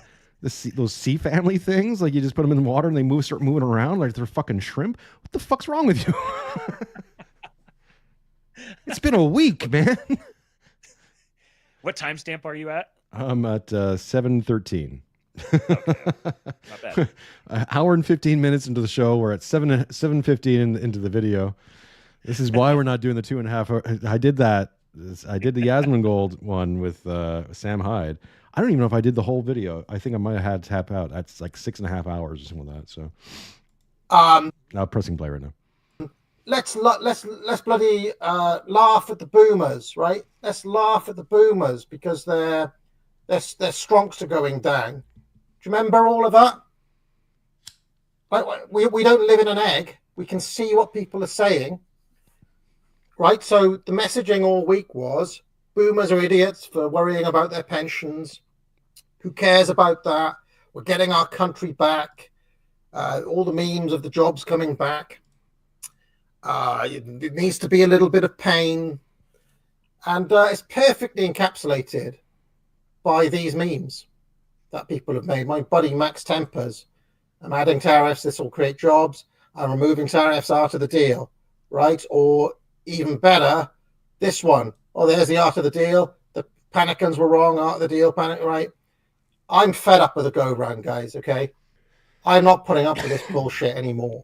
Oh. All right? Round and round. Strong words. He's not going to put up with it, Matthew. Oh, he's going to angrily sip his tea. No. Oh, what is this? Earl Grey bitter. The Bergerman is really bitter today.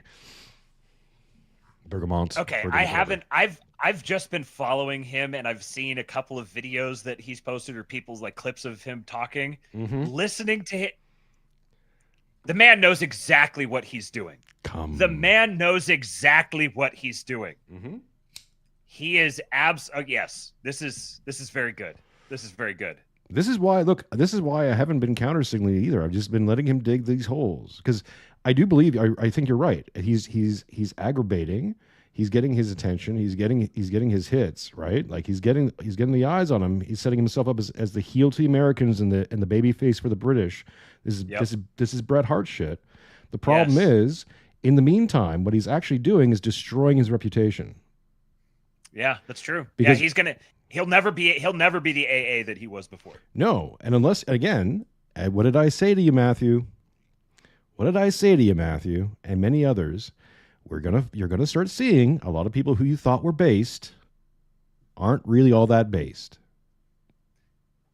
And I said it back in December. You did, and I wondered who you were thinking about when you said that.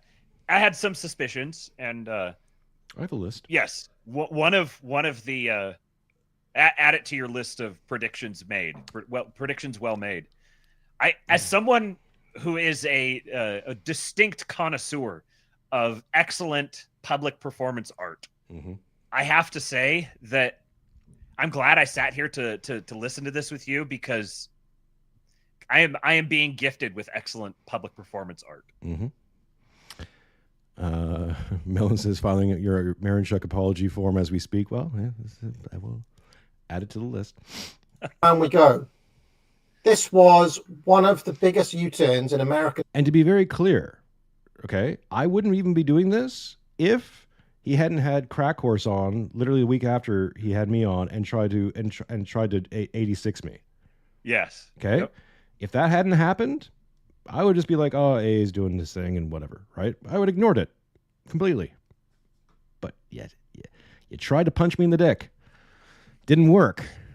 Didn't work like you thought it did, dickhead. So now I'm back.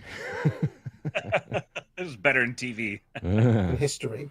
Okay, one of the most significant shocks to Americans' kind of economic status as a hegemon, again, in the history that has existed as an order, an absolute meltdown happened. He was forced to back down to cuck, and now Scott Pissent says Trump didn't just raise tariffs, he set a trap. Huh. And China walked right into it. This is what 4D chess looks like.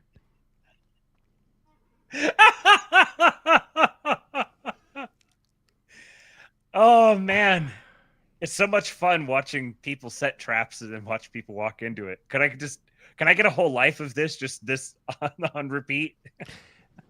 You know, okay. You know how I know how to set these traps? Because I study Peter Thiel. You know who's the biggest trap setter in the whole world? Peter Thiel. You know who set the you know who set the Chinese trap for all these people? Peter Thiel. Remember when you said, and you've covered this, Peter Thiel a few years ago came out and was crazy about China. And I've been looking at it. I'm like, why would he do that? I'm like, oh, because Peter Thiel is not the model. He's not the public model. He's the moderator. He's moderating people to do and pay attention and desire what he desires, what he wants them to. Why would you take on China? Biggest store of USD. Why do you want your USD back? To re-strengthen the dollar and give value back to the dollar. Why would you want that? Oh, I don't know. If you're a wealthy VC guy and all you do is invest money, you kind of want the thing that you invest with to be as strong as humanly possible. Like, this isn't 4D chess. This is even checkers. This is tic-tac-toe, motherfucker. We're still in Lent.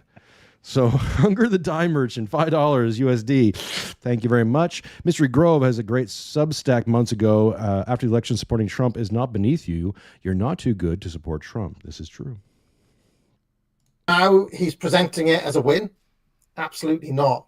And in fact, there are people who literally embody this, right? Benny Johnson.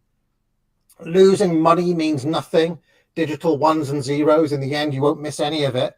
Losing your country costs you everything, blah, blah, blah. Blah, blah, blah. Blah, blah, blah. Look, man, he's right.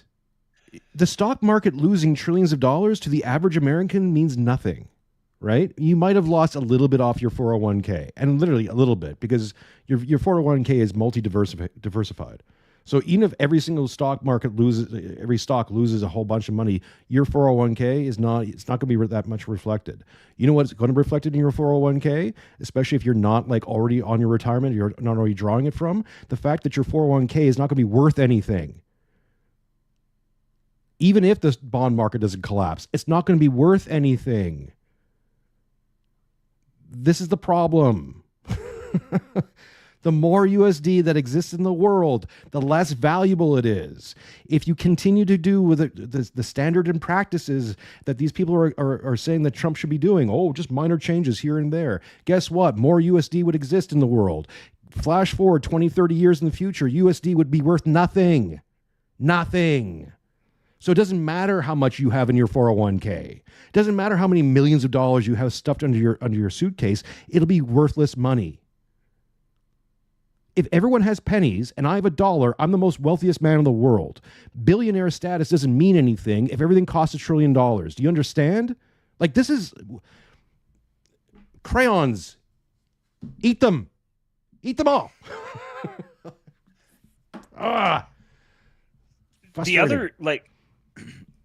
other thing here is as well, like the stock market went. It's been going up, up, up, up, up, up, up, up, up, and it went, and then it went up, up, up, up, up, up, up, up, up. And when you see that happen, you're like, hold on a second. Like, the stock market absolutely tanked, and then there was a tweet that said that, he might be pausing the things, and it went, everyone piled back into it. It was acting like a meme coin for a little while. Right. What does that mean? So once that starts happening, and to the people who vaguely care about the stock market, they're going to be kind of like, wow, stock market's doing some crazy stuff. But look at the polling. Trump's numbers are growing. Scott Bessent is the most popular member of the administration. I don't think that stuff even matters. If their numbers were bad, I wouldn't care. It wouldn't matter. Because nobody has any idea just how much different everything is going to be by the time the midterms come around. It's got, you can't even, we genuinely can't conceive of it because it's never existed before. Right. In our entire lifetimes. When the stock market starts history of the chipping out, country, people are like, whatever. In the history of the country, just being on SOFR is a complete change. It changes the dynamic of America's economy to everything that's ever existed before that. So you have to wrap your head around that. Here's the other thing. The yo-yo. Who do you think was mostly affected by that? Folks in the chat, best guesses. I'll spoil it for you. Shorters. What did Jamie Dimon just come out and say not too long ago? That people who are shorting banks are parasites. I'm paraphrasing. There should be something done about them. Now you just had this massive yo-yo. What do you think the uptick when the stock market crashes? Shorters are having a really great day. If the next day it comes back and it's doing a whole lot better, guess what happens to those shorters? They lose all their shit. So all those, basically criminal hedge funds just lost a F ton of money. Yes, those are the people. That's the class of person that got screwed over and that's very angry about it is the financialized Wall Street class. That is not Trump's voter base. Not whatsoever. Now, the higher level Wall Street, yeah, definitely, because there's no way that this would be happening without the stamp of approval from the highest levels of the American banking system, because they want this to happen, because it's in their own self-interest vis-a-vis every other central bank or every other nation's banks. They're protecting their own territory. If you want to see natural disasters like big giant forest fires in LA stop, you got to get rid of people who are shorting banks and insurance companies. Because every incentive in the world for those guys who are shorting those banks and those insurance companies like JP Morgan Chase, who holds a lot of insurance, especially a private and housing insurance, people who short that bank have every incentive in the world to make sure that big giant disasters happen that call in a whole bunch of insurance claims all at once. That hurts the bank. Get it? You're being fleeced and fucked on both ends, friends. Because the most corrupt human beings on the planet have been running the show. They're about to be BTF'd owed. Now, new corrupt people will come in. Okay, it's not. I'm not painting the. We're not. There's no garden to return to in this regard. But at least if you can get your head straight and you can see things clearly, you don't turn into an AA. That's a service.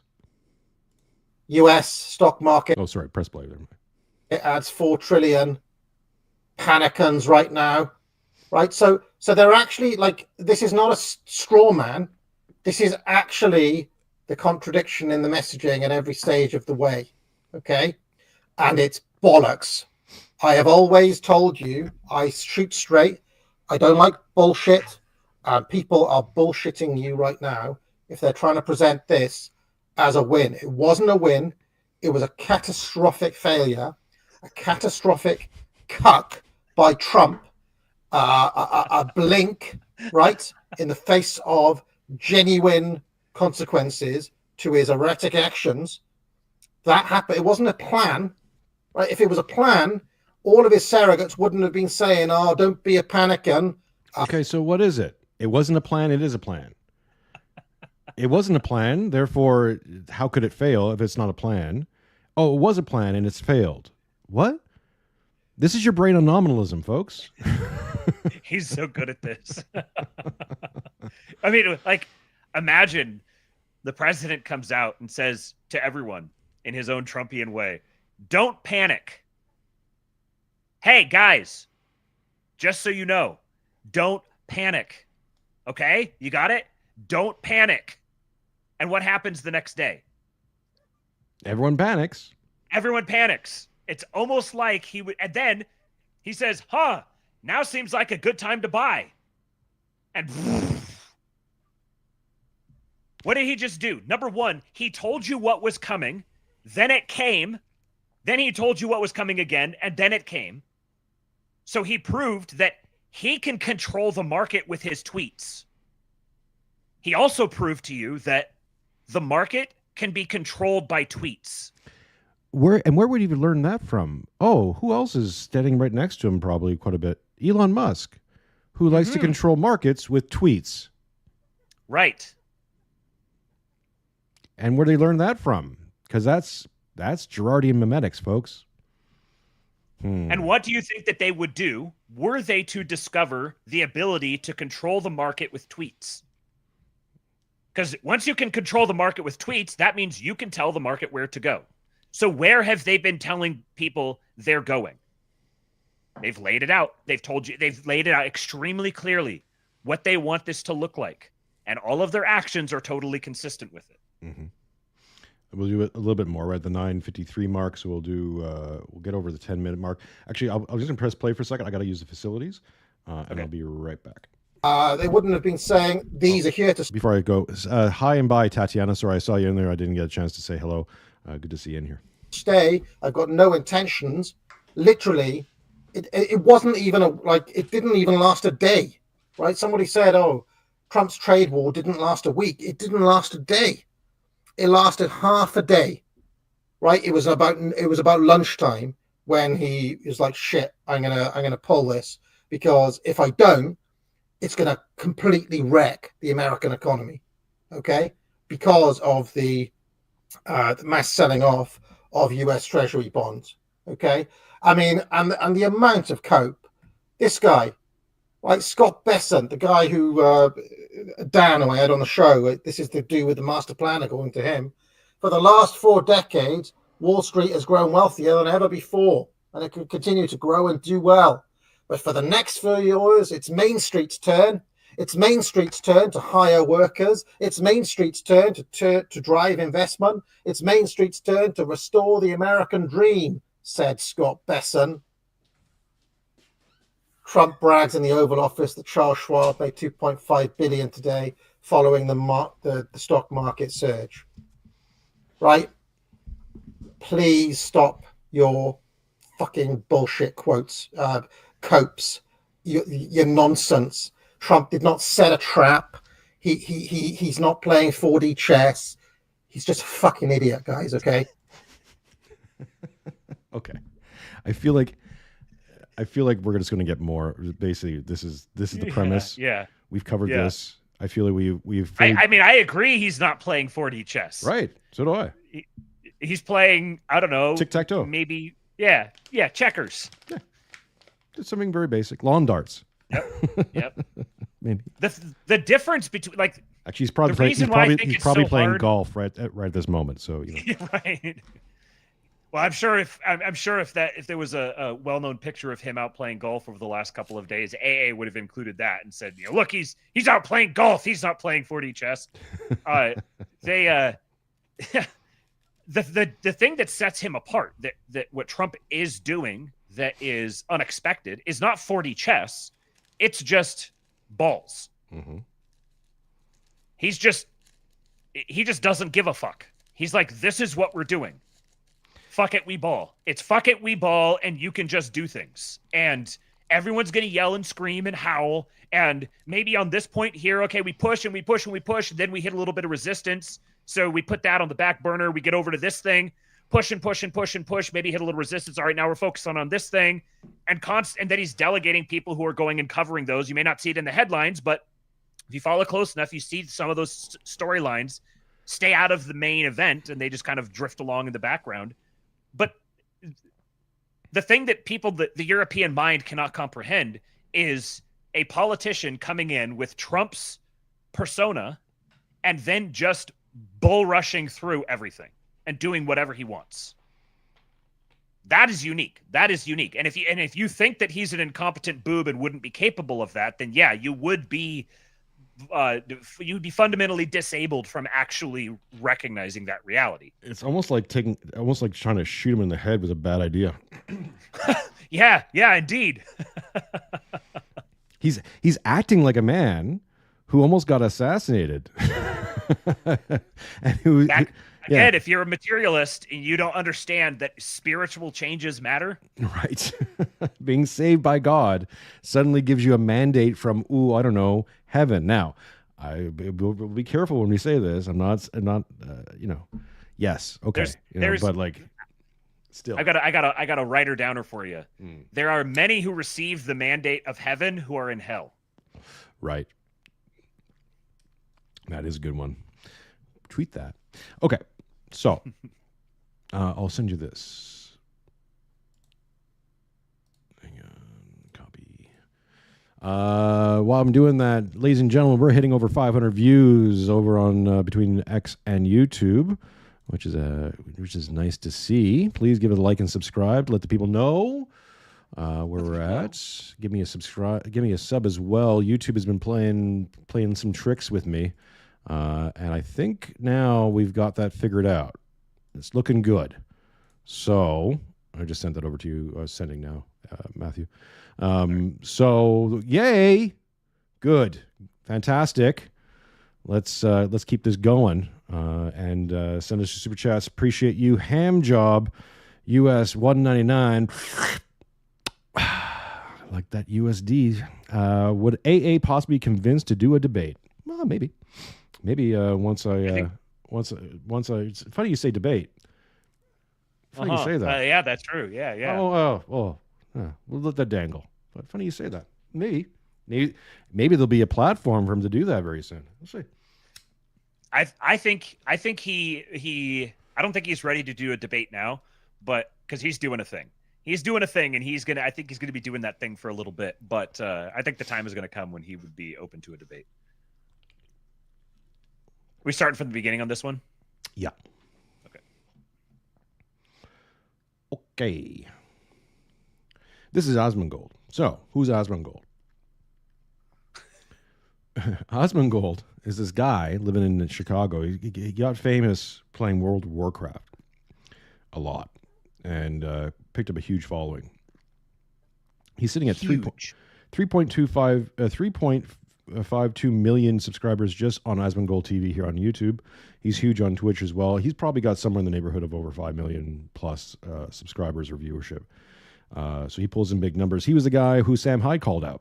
And famously, if you go back and watch one of the GOAT shows I did on New Year's Day, covered Asmongold commenting on Sam Hyde, and I was commenting on them. So he's a guy who's around. He's worth multi-millions. He's a multi-millionaire. You wouldn't look at him. You'll see in a second if you don't know who he is. And I was tracking, again, something that Matthew knows. I've been talking about saying, you got to keep an eye on this Asmongold kid, because I've been watching him for maybe 2 years now, and he started doing political commentary a bit, but he was still very much in the sort of shit-libbery kind of sphere. And then he started to pull away from that. And quietly, gradually, and he's gotten a lot of crap for it, called everything now. Now it's more explicit, so he's catching all the hands, all the verbal hands, and he couldn't give a crap because he's too big to hit on that. But he's been quietly dragging his audience into a pro-Trump, or at least a open to be pro-Trump or not so hateful against Trump kind of narrative for a while now. He gets tons of stuff wrong. He knows. I think he knows his space. So I think he plays coy and cautious. But he's doing some really interesting stuff, and he's someone you really should be paying attention to, because he's directing. He's a bellwether. 15 to 25-year-olds is probably his prime demographic, and he's speaking directly to them in a way that they can relate. And you'll notice has better takes than AA. So, and not just because I agree with him, but you'll see what I'm saying in a second. And I would say he's not just moving people or like making it kind of normalizing being pro-Trump. It's the perspective I would say that he seems to be embodying is being pro-Trump because Trump stands for good things. Yeah. So it's even more, it's not just like a cult of personality thing. And he's just like, oh, Trump is so amazing. He's actually very critical of Trump very often. And he kind of has that sort of detached, where he just sort of is calling balls and strikes sort of, and he doesn't really get worked up. But he's things like the generational gaps with the boomers and the younger, the kids, and moving in the direction of race realism, just kind of like matter of fact, like, yeah, there's some people that are racist, and like, I'm not a racist. I don't think they should be racist, but there are racists, and races are going to exist. And it's because there's differences and people observe those differences. And so it's kind of, he's definitely edging in a, I never would have expected to see someone like Asmongold talking this way, but it's now you start seeing it happen. It's like, okay, this, you can start tracking how this is going to move. You're welcome. Pressing play. Closer. How does he do it, folks? How do I do it? I don't know how I do it all the time. Just like time and time again. People who don't like me really don't like me. I keep giving them good reasons for. Just I can just see their little faces. Just he did it again. He did it again. How does he keep getting away with this? I'm like, I'm not. You had to. What it is you're a unique character because you're a Ukrainian Canadian living in Australia, right? And so you're just such an anomaly down there that you've been able to tap into a wavelength with the kangaroos, where you're just deriving wisdom from them, like cynetically. I play didgeridoo music as I go through through media, just like.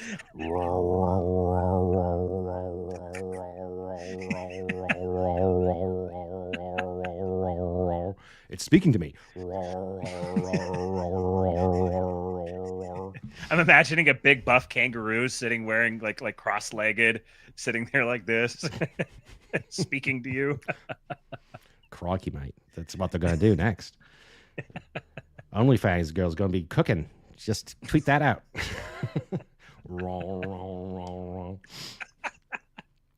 Okay, press and play. China, when in fact we've seen the opposite effect. The entire Okay, so this is the 90-day pause on some tariffs. This literally just happened.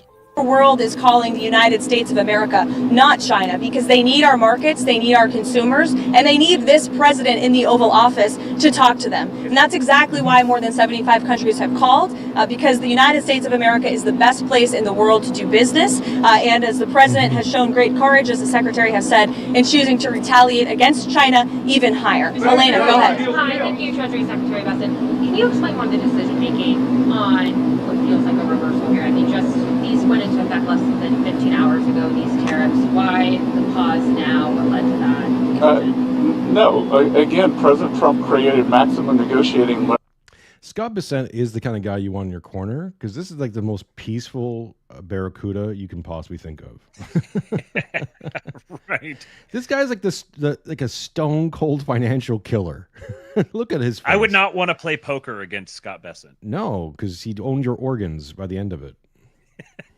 Leverage for himself, and which tariffs went into effect. Well, it's pretty obvious that, like, if the people that are coming to the table to negotiate, it would make sense if you're going to negotiate, he would give them a pause, so there's like an incentive for them to negotiate, right? So like it's positive for them, and it creates a reward structure around doing it. It's like if you kiss the ring, you're not going to have all of your crops burned.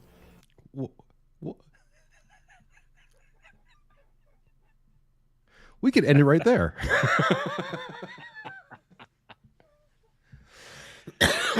I will say I haven't watched, like I said, I haven't watched a ton of AA recently. So this is a critique that's limited to the scope of what I've seen here tonight. And if there's differences beyond what I've seen, then I fully own that. And we didn't do the full 2.5 hours. So yes, context. Right. Sure. If you can find something at hour 1:30 and send it to me, I will revise it, and we can pick this up next week or something like that. But I'm just basing this off of what we did 12 minutes of AA stuff, and Asmongold just BTF'd him in like under a minute 15. Mm-hmm. And what he's doing here is sitting and listening to Scott Bessent talking. Right. Versus AA, who is showing tweets from people that he doesn't like or whatever. Right. So Yeah. Spud Rock is $5 USD. Ah, my milkshake. It's so tasty. More beverages. Thank you. I'll be going to town after this and having a tasty cold beverage. Okay. Like, I mean, this is what literally, like, barons did 1,000 years ago. I mean, is this really a fucking surprise? It's a ceasefire in trading? It is. He caved. He didn't cave. They did. And the thing is that how is it caving when these people have come to negotiate the deals? Like, I don't understand why. How are they saying that he's caving? I'm confused. Well, yeah, I don't understand what they mean by that. Here's the other reason why Asmongold is a better a better person to listen to than AA. What did you say? I don't understand that. I'm confused. Like, you're saying this, that doesn't make sense. Can someone clarify? That means he's open to not knowing something and not presenting like he knows everything, because he doesn't. And also he's open to be like, hey, if you give me an argument, that's good. I'll at least entertain it. That's authentic. That's someone you can trust. Even if he's being insincere, right? Even if it's just a character, even if it's just an act, it's a better act, because we're talking about kayfabe and stuff. Yep. If you want to build loyalty and you want to have people like listen to you and pay attention, this is a better act. So, a pressing play. A tariff ceasefire? Yeah. That's basically what's happening. Exactly. Yeah, I don't understand how his tactics are so hard to understand. Yeah, I feel like it's very simple. Yeah, it's the same as, like, you know, Russia and Ukraine, while they're trying to negotiate a peace deal, they have a ceasefire. Like, this is very common. Of course this is what happens. The media's trying to play Trump as well. I went caving yesterday, prediction mobs. Yeah, everyone, what is this here? I'll read a few of these. Thanks, bro. You can make up more. Bro, can you make up more excuses? Well, what do you? Well, I'm just really confused by what you mean by this. So, like, if they're gonna negotiate the tariffs, then that's not really caving, right? I don't know. It doesn't seem like that to me. How does that make any sense? It's one way to reward trade negotiations. Yes, exactly. I don't even get this. What do you mean by this? Everyone wanted to discuss before this retard impose self-destructive taxes? Well, let me see here. It's not caving. He rewarded our allies and punished China. That's what it seemed like to me, too. I mean, you know, where's the lie? Yeah, right. Yeah. It's like, look, just because you have a club and you're threatening everyone to use a club, and then you hit a few people with the club just to make sure everyone understands you're being serious. It's, you know, Walking Dead reference, that kneeling guy, right? When he's walking around with, and he like takes out someone. It's to prove to the rest of the group, it's like, this could happen to you too. It just didn't. It happened not to happen to you, but it could happen to you. So don't make it happen to you. Don't do the things that will force me to make this happen to you. And here's a list of demands. Like, and he paused it. He paused so again, this didn't just like go back to how things were before. What they agreed is, okay, we're going to just do a universal 10% tariff with the exception of China. And I think Canada as well. I think Canada's is escalated, is elevated as well. But we're going to do a universal tariff of 10%. So we're already further ahead down the road he wants to go than a couple of days ago. Right. And people have just accepted that 10% now. Okay, yeah, fine, sure. Please, 10%, let's negotiate. All good. Now they have 90 days. And at the end of that 90 days, if the negotiations aren't going, like, who has the leverage here in these negotiations? At the end of that 90 days, Trump now is in a position where he has a strong political incentive to re-up them because it would make him look weak otherwise. Mm-hmm. So in negotiating, he is negotiating with the leverage. The other side, no. How many people got completely BTFO'd financially with all of that happened? They don't want that to kick in again in 90 days. So they've got a hard deadline, and they know that he's not going to cave because it would make him lose face. So nobody wants to be in that negotiating position. They're all negotiating now from a position of weakness. And the tariffs are generating revenue the entire time. Bradley, with $5 USD, AA unlearning the red pill. Yeah, someone else has said here that Connor Gunderson says AA is Cypher from the Matrix. That's a very good point. It does feel that way, doesn't it? Someone also said, why is touch says Scott Adams has a pretty good take on this too. The TLDR is that the first set of tariffing, everyone was shaking the box and seeing how everyone reacted to it. Lots of people showed up to negotiate. Yeah, Scott Adams might have a interesting back channel with someone who might be feeding some information to him. And he's also just a really good. I mean, he's had his various issues, but when it comes, particularly when it comes to things like this, where you're dealing with psychology and understanding how other people are going to respond to incentives and everything, Scott is a very, very good listen. Let's keep going. So there's no response, right? Yeah, I don't understand. People did strategies like this. They did stuff like this 1,000 years ago. This isn't new at all. What do you mean? Like, I mean, are people really so blind that they can't see such an obvious play? It's common, yes, of course. Hours ago, the ones that we have lowered went into effect a week ago, or they were announced a week ago, and we've just been overwhelmed by. Shout out to Amy Erickson, who says like she's never. What did she say? Something about holding a press conference in a box fan. It does sound that way. Yeah. The response from mostly our allies who want to come and negotiate in good faith. So we are expecting them to come with their best deal. As I said a week ago today, don't retaliate, hold your ground, let's see what happens. And China, they kept escalating and escalating, and now they have 125% tariffs that will be effective immediately. Mr. Secretary, Go ahead. So China's tariffs are now up to 125%. I think as of today, I think they're at 140 because China's retaliated by trying to raise tariffs against the United States. So I think that right now it's at 140 or 145, just for context. I feel like this is probably like, I mean, if I'm going to be honest, like I think this is what he planned on doing the whole time. And, or at least this was one possible, like this was I would say that before they did this, this was a theoretical win condition.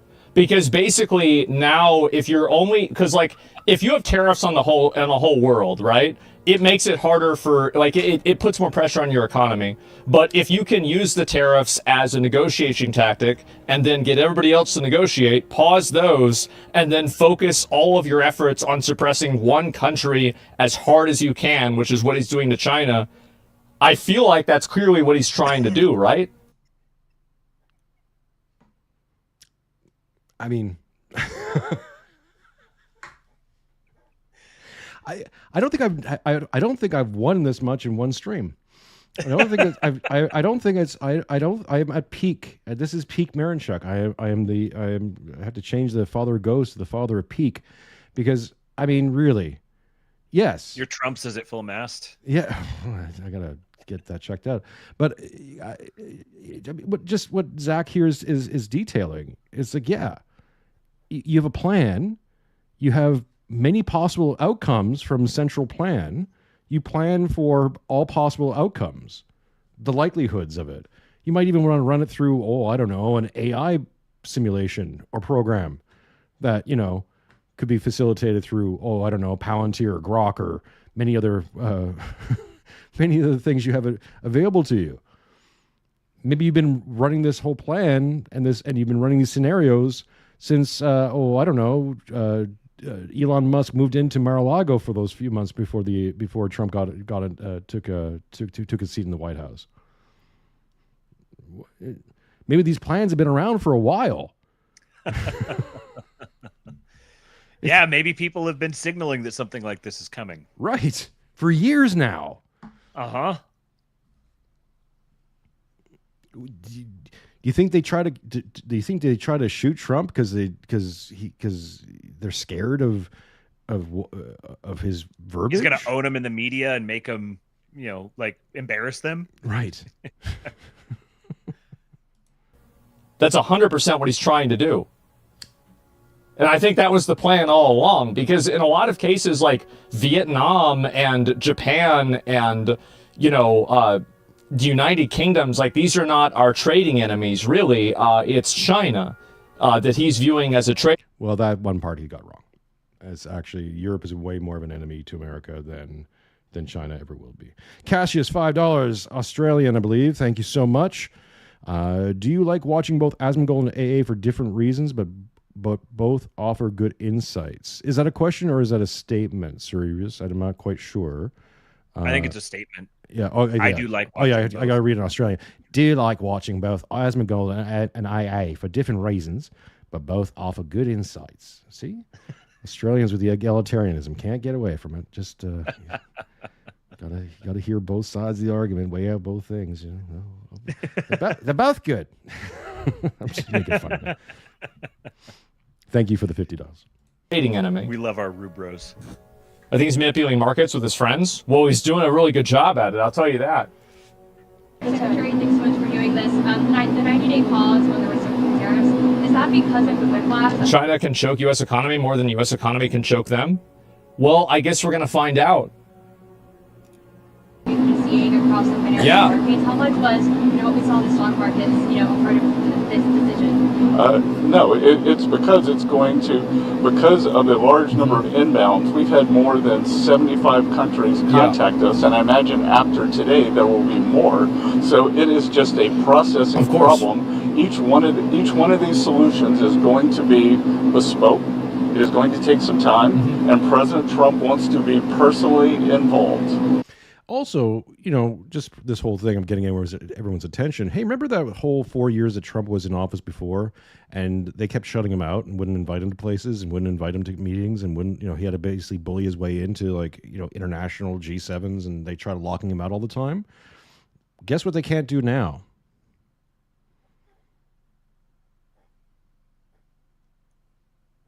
I mean, I know AA has an economics course that he teaches, but there is a term that is worth knowing, a monopsony. Mm-hmm. That's kind of like, so a monopoly is when you have a single seller for many buyers, and a monopsony is when you have a single buyer for sellers. So Bessent has made this point a number of times publicly now, that if you have two countries in a trade war with each other, and one of them is a net exporter and one of them is a net importer, the net importer has the upper hand, because the net exporter, you could think of, to kind of illustrate the principle, you could think of it on just an individual basis. If I have something to sell you, I'm more dependent upon you buying it than you are dependent upon me selling it to you, because you can go get alternatives. You could choose to get a different brand of that thing, or you could just satisfy that demand with a different thing altogether that isn't even a replica of the same thing. You have lots of different choices that you can make, but I have that thing to sell you, and if I don't sell it to you, I have to go find someone else to sell it to. Now, if you, in a situation where you have the overwhelmingly the largest buyer of things, the net exporter country that depends upon that importation, they are much worse off if they lose that customer than the customer is if they move away from, if they lose the buyer. So like on a practical level, Americans can, if they don't get the cheap Chinese shit, it's not like, oh, we're going to be out these critical things that we can't have now. We can go get other things. We can replace it. We can either manufacture it here, and on a long enough timeline, we can almost replicate every single thing here. America is uniquely capable of that in the world. To the combination of the waterways and the shoreline, the total shoreline we have, all the different resources, all the different climatic zones, and the navigability of our waterways, and just our unique position in the world. America is uniquely capable of doing that. Now, we need to build up to that point again, because that's the whole thing, is that part's been hollowed out. We need to build back up to it.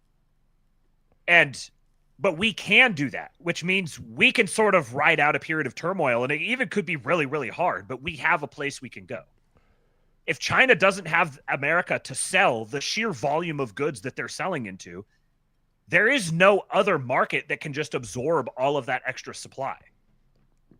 Suddenly China has a whole bunch of stuff they've produced on their hands with all this insane factory manufacturing, supply chains and everything, and it's just going to just totally pile up with all of the unsold inventory and goods and everything else. This is why the United States has the leverage over China in this battle. The other reason why I think that a lot of this is kayfabe is that, and something you mentioned on your show just recently, and I've been talking about this for literally years now, is 3D printing. And 3D printing has been purposely, I believe, kept from the public, other than for toys and stupid things.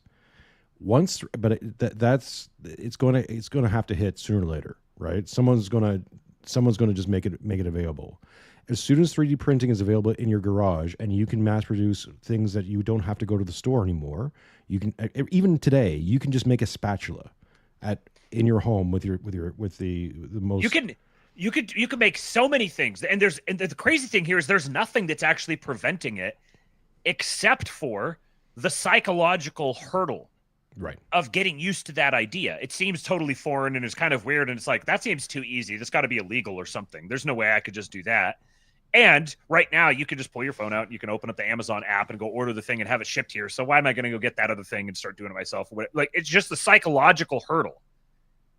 But if suddenly we're not importing a whole bunch of cheap Chinese crap, suddenly there's an increased demand for that, and then it just needs like a little push. Mm-hmm. Just get it onto people's radar and get that mimetic ripple effect happening. And I mean, a 3D printer is like $500. You can get some for really cheap. Yeah. So if Americans just start 3D printing all of their shit, then again, America can do that in a way that China can't. We got some super chats readouts. Ryan Isaac, $15 USD. Thank you very much. Cheers, Jason. Cheers to you. Cerebus, $50 in Australian again. Thank you so much. Yes, it was a statement, but Asmongold usually offers better man on the street insight, and AA, as long as he's not talking about America, is quite good. Also, g'day, mate. G'day. Well, you can also just skip AA and come over to this channel, of course. Me and Matthew will be offering weekly insights on our Together stream. We've got to figure out a name for it. But that's true. Or it'll just be the Astrolabe with me guesting. So head on over to the Astrolabe. But if you're watching this and haven't already gone over to Kingpill and given a subscribe and a like and charitable donations, please do that as well. And I appreciate you, Matthew, for showing up on this stream. Chipper Clipper USD $5. I'm not going to do it every single time. Just imagine me sucking in on a straw, sucking in that USD milkshake. I don't understand. Is the bond market definitely imploding? Is this a buy gold moment or start a homestead moment? Yes. I mean, I would say this is not investment advice, but I am buying Bitcoin. I'll say that. Again, this is not investment advice or financial advice, but at the very least, get your money into USD. Yeah. If you got money hanging out in anything else other than USD, get your money into USD any way you can. Because there's going to be big buying opportunities coming soon. So either USD or something that you can get into USD post haste. And is the bond market definitely imploding? Yes. The thing is this, right? I'll explain it to you this way. The bonds have a definite yield time.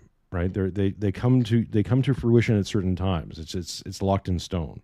Now, I won't even get into the funny business that the Bank of England and other European banks have been doing, but the whole reason trillions of dollars have been funneled back into these banks is to keep their bond markets from collapsing, because they don't have enough assets to back up the bonds, to back up the bond market. So when the bonds come due and people go, "Where's my money?" They got to get the money from somewhere. They either have to print it or actually have to have the money somewhere to give them, right? So the whole system has basically been built on this idea of expansion. This is what globalism is. Expand, keep expanding into markets, keep getting these developing nations to have more industry, because more industry means more money, means more investment, means more money. When the bonds come due, there's always money to filter in and get back to them, right? Because you got loans and all these other things out in the wilderness. The problem is that while they've been successful at expanding businesses and industry to all corners of the earth, none of those businesses are very deep. So the Bangladeshi rice importer only knows how to do rice. So all he's doing is importing and exporting rice. He's not developing the rice market. in his own country. He's not innovating the rice market. He's just buying and selling rice because that's all he knows how to do. Well, guess what? That industry is useless. It's only useful for the Bangladeshis who are buying or whoever he's buying and selling rice from. That's it. You don't really need him. You don't need that whole industry. You don't need Bangladesh. There's no depth to those markets. So when the VIC comes in and suddenly the economies start to contract, which is what they're doing, there's not enough money to pay off the bonds. That's why it's going to collapse. There's just not enough money to pay. There's not enough money and not enough assets in the world to pay or even promise or sign even more bonds to pay the bonds. Like it's done. And there's like a reverse flywheel effect that starts to happen because as the contraction starts happening, people begin selling treasuries to get dollars to pay all of this dollar denominated debt. The dollar starts climbing. The dollar gets more and more valuable. As the dollar gets more and more valuable, that's another way of saying all the other currencies get less and less valuable. Right. And as the dollar gets more and more valuable, more people go into dollars. And because they're chasing that value and the dollar starts to become sort of a safe haven away from the bonds, which is a very unstable place for the market to be because the dollar can be inflated much more quickly than the bond market can, reasonably speaking. So it creates like a sort of like a reverse flywheel, an unwinding flywheel effect that starts crashing every other currency, and which makes that debt even harder to pay because it's getting more expensive, relatively speaking. So they have to sell off more debt and they start selling everything at a loss and you get a full collapse. So what the administration is doing is they're saying we're cramming down this bond market one way or the other. We are going to get this debt problem under control. And that means we need to do things to our market that are going to cause the rest of your markets to break because of the way your markets are tied to ours. So if you don't want your market to break and you don't want all of your people to die and have them come drag you out of your office and hang you in the street, then in Minecraft, you need to come negotiate with us. Yes. Yeah. This is going to happen one way or the other. We are going this way. This is our market. This is where we're taking our market. You guys are all chained to us. We've told you where we're going. We've told you what we're doing. You guys can play ball and we will help cushion the blow against you, against your markets, and figure out a way to muddle our way through this and bring you in line with the new system that we're proposing, or you try to retaliate with us and we'll break your back. Right. And here's the other thing too. Reshoring all that USD is going to be necessary because when all these things start happening and these countries need bailouts, like I'll give you an example. You saw a little bit of this happen in Europe after the 2008 financial crisis, and you started seeing places like Greece, I'll speak about Greece specifically, had to go into austerity measures because their economy broke. And they had to get bailed out by both the IMF and specifically by Germany, because they had their bond market basically broke. They didn't have enough money, they didn't have enough assets and resources to pay for their health care and all the rest of it. So they got bailed out by Germany. They had a bigger, stronger economy who had more available money to siphon money into them. And during that time period, they went through mass austerity. Well, here's the thing. If Europe goes the way of Greece and all of a sudden all of Europe, all of it, all the entire EU starts looking like Greece in 2008, 2009, 2010, well, who's going to bail them out? Because if America is doing the same thing, if every single country is collapsing, which was part of the original plan, that's Build Back Better, then there's no one to bail anyone out.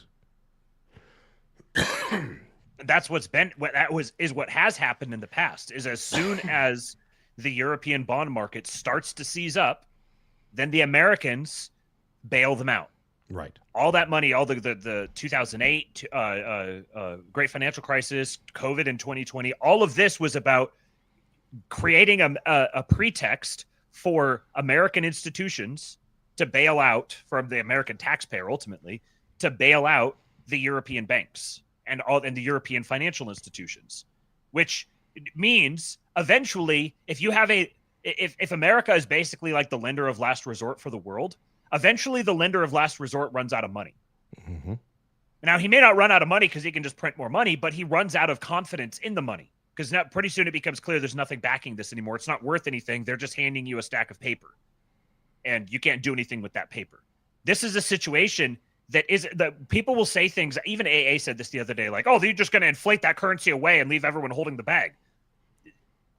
America can't just inflate the currency away. That's the whole point. If America inflates the whole currency away, the world, it's like equivalent to a meteor hitting the planet. It's Dark Ages, yeah. Yes. I mean literal Dark Ages. Yes.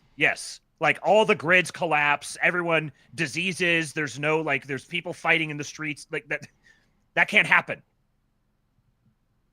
This isn't it's not like that wouldn't be a power move if they just like inflated the dollar away and just screwed everyone over. They can't do that. You'd be like Suck starting a shotgun to own your boss or something. It just doesn't compute whatsoever. Don Browning, nice to see you in the chat. G'day, Don. $20 Australian, appreciate you. She says, I keep missing live stream, busy in the gardens. Well, it'll be winter soon, so you'll be able to catch all the live streams. And thank you so much, folks, for your generosity in the stream. Keep it up. Keep it going. I love gold. Shout out to the OGC boys. Okay, let's keep going here. So that's why we're getting the 90-day pause. It just takes time, yeah, sure. Secretary, there was a tweet that you and Secretary Lutnick were in the Oval Office with the president talking about this. Can you talk about what that conversation looked like and what you guys said? Where are you at? What timestamp? Oh, sorry, 6:15. Oh, okay. I was a little ahead of you. We just have Scott Bissent looking down his nose. Doesn't have much nose to look down on, but he is looking down. Yeah, I'm not surprised by this at all. It's all the president's decision, and the president had a level in mind to raise the China tariffs. This guy Bessett broke the British pound back in the day. He knows how to kill another country's currency.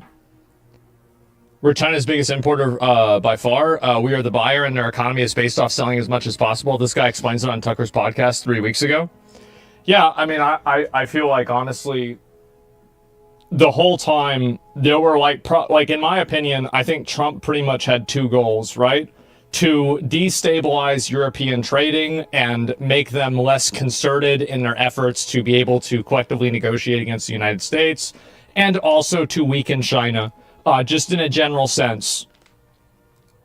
And I think those are his goals. Essentially, the 3-month pause in mind, and we were discussing the exact wording. Sorry? Of course. It's the president's decision. It's the president's decision. It was the president's decision to wait until today. And again, you're good, man. As I've said in the past, no one creates leverage for himself like President Trump. Shelby, go ahead. There you go. Leverage. Hey, we've been talking about leverage quite a bit for months now, saying that, yeah, you need to have leverage in order to be able to do things. And if you don't have leverage, get some. It's been my advice to all the young men out there.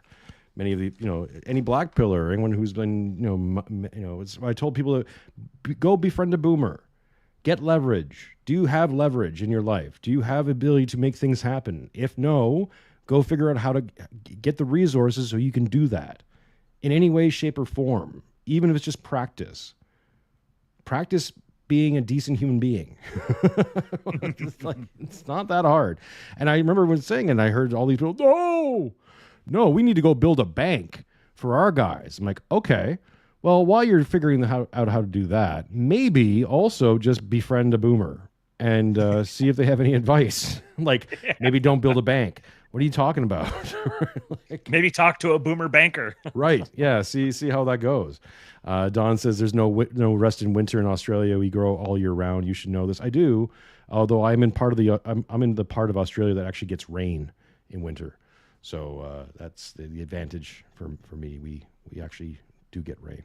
So I don't know, you desert people living out east there, Don. But do you want to keep going, or do you have I feel like you have a stored up rant about Bissent. I know you've talked about this recently on your channel there, Matthew. But I know there's a lot of people who are criticizing Bissent, saying he's a Soros guy, and that's why no one should trust him. I know I have my feelings about this, but I feel like this is something for you. Yeah, that's one of those that's like,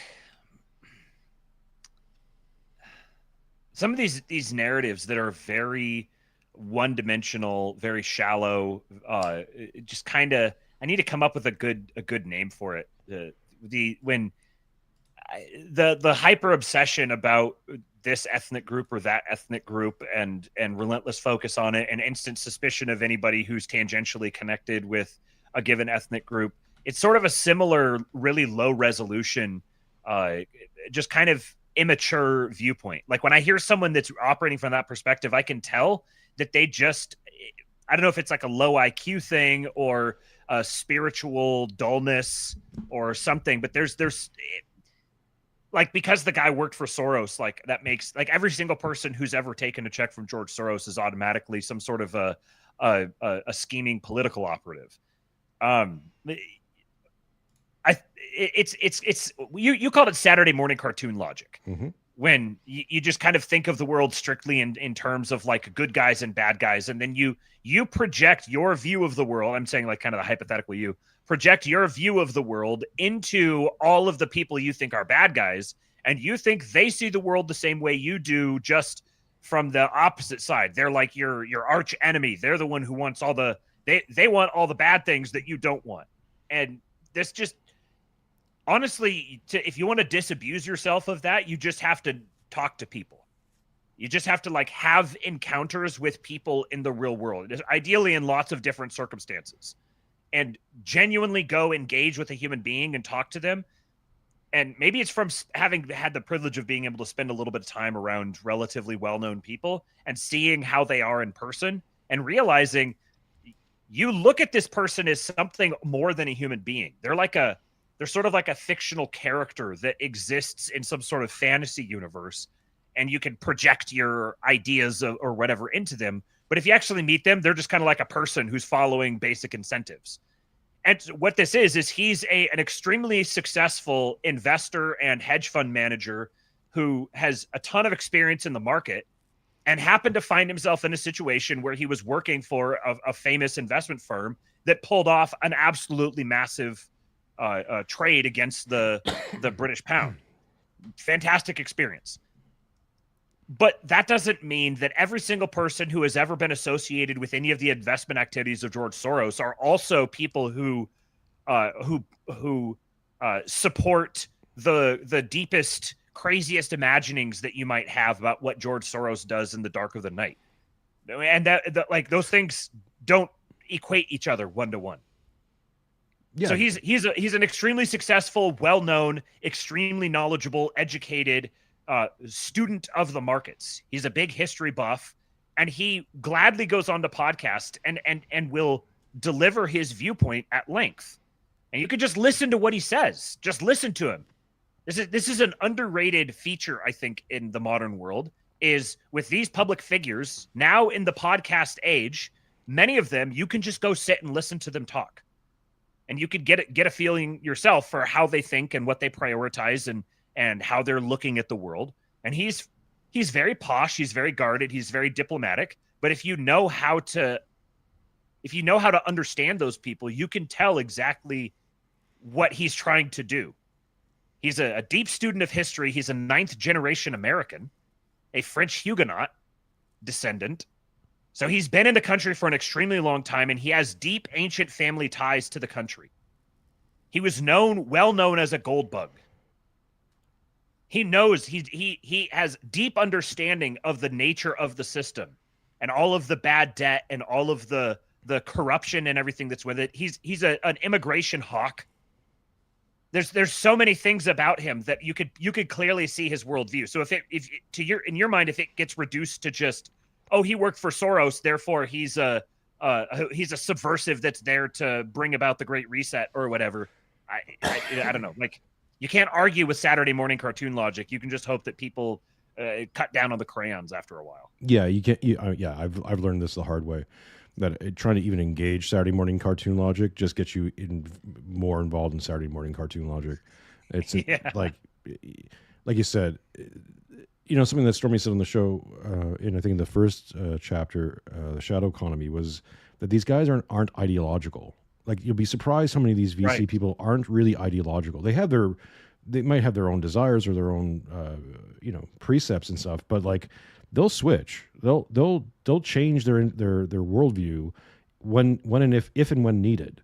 And when you get someone like Scott Bessent, like I don't know this guy. Everyone who's talking about his character is like, you don't know him. Like he might be the devil incarnate, or he might be an angel, or he might be probably somewhere in between. He works for and he's a professional who works with people. So yeah, he works with this guy and then works with that guy, and this opportunity comes up and this opportunity comes up. And he hasn't done all these other things that he's doing now because the opportunity wasn't there to do those things. Like he didn't have an America First president who was recruiting, right? Like that wasn't an option. And maybe it wasn't an option in Trump's first term because everyone was like, I don't know if this is going to work. This might be just a horrible car crash. I don't want to get involved in this. And now, flash forward a few years, suddenly everyone's going, okay, well, look, even if he is a car crash, the stuff that Kamala and those guys are doing is no good. We're not doing that. And so, him, Jamie Dimon, many others are like, no. We're not. This is where we live. This is where we draw our money from. America is very important for us. Even if it's not important for you, screw you. We're doing this thing. Oh my goodness, we got super chats to read out.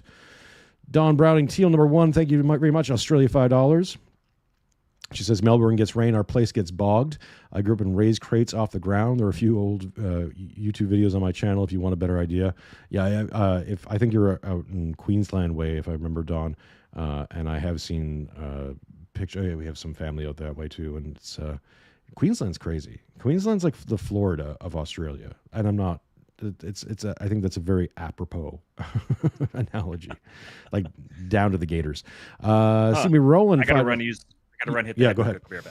See me rolling. USD $5. China's total export to U.S. last year was 13% in 2017. It was 21% since they are reducing it over time. Doesn't it give America less leverage? Again, the leverage really is that America has leverage in two factors. One, it's still the biggest importer of Chinese goods over the globe, and two, it's USD. So Americans just have more disposable income than any other country on earth, and they have a relatively large population that can afford Chinese goods. Europe doesn't have that. If you go to Europe and you see the taxation rates, even if they're buying cheap Chinese goods, by the time it goes through all the import tariffs and all the other taxations that happens in Australia, Canada, and Europe, the prices go from what would normally cost you $1 to $5, and that's just for some cheap nothing. So that's a difference. Heavily socialized countries just don't have as much expendable income. And this is evidence. I mean, here in Australia, or I know in Canada, people couldn't afford food for a bit, right? That's kind of why everyone was hating Trudeau. It wasn't for anything else. It was that they got to a point where they couldn't afford food. So it's a problem. So America always has a leverage in terms of their major leverage is both the depth of the American markets, the fact that China wouldn't have these markets without America, period, and the fact that America has USD. Bradley, $5 USD. Thank you so much. Why is it that the City of London doesn't have the money to pay back mature bonds? Where do the investments go? And why was the US, UK obliged to recapitalize? Well, there's a few questions in there. Again, Tales of the Shadow Empire. Go check it out. There just isn't. So the money printer went burr for too long. So you have the Marshall Plan, and the Marshall Plan basically sets up this idea that you're going to get all this money funneled into places like Germany and Japan specifically, but all of Europe to rebuild Europe. And then that money printer, that whole scheme gets hijacked. I'm using colloquials here by some very moneyed interests in Europe. We'll put it that way. Who basically get control of the money printer, of the international money printer, and set up this now that what we would call the international bond market, the offshore dollar accounts, all that kind of stuff. And again, this is where globalization gets born out, because the idea is it works so well in Europe because you could reindustrialize Europe and pump all that money into Europe, and it did produce, right? Because European factories and industries sprang up, and started producing more and more wealth for the global interest. Germany is a great example. The German automotive industry, right? Like huge success in terms of profitability for everybody involved. Japan with their electronics and all that stuff. That, you know, before there was Taiwan, there was Japan, right? Like they were doing booming business. Then they moved over. Then, you know, when Nixon went over to China, it was the extension of that same plan to globalize into China. And now China's going to get all these markets, and they're going to create this new depth and ways of basically funding more and more money into these countries, into these developing countries, because then that becomes the scheme. You can keep this thing going as long as there's more markets to expand into, and as long as there's more market to expand into, you can keep printing this money. The money has to be backed by something. That's the bonds, right? Because then you gotta back it up with something. The problem is there's more money being printed and loaned out and given to people and used to build up these industries than there is enough bonds to substantiate the expenditures. That's the inversion. That's why it's an elephant on toothpicks. So in terms of why can't the City of London, why don't they have enough money? There just isn't enough money in the world. These businesses that they've loaned out money for aren't producing that enough money. They can't, because they're being run by third worlders. And this is the problem with nominalism, the problem with a lot of these blank slatism, and I think it's why liberalism itself is about to die. Is the premise is this: if you give these people enough education and you give them enough opportunities, they'll just become first worlders. That's not how it works. You can take a country that has tons of natural resources and tons of everything. India, technically, right, on paper, has all these things.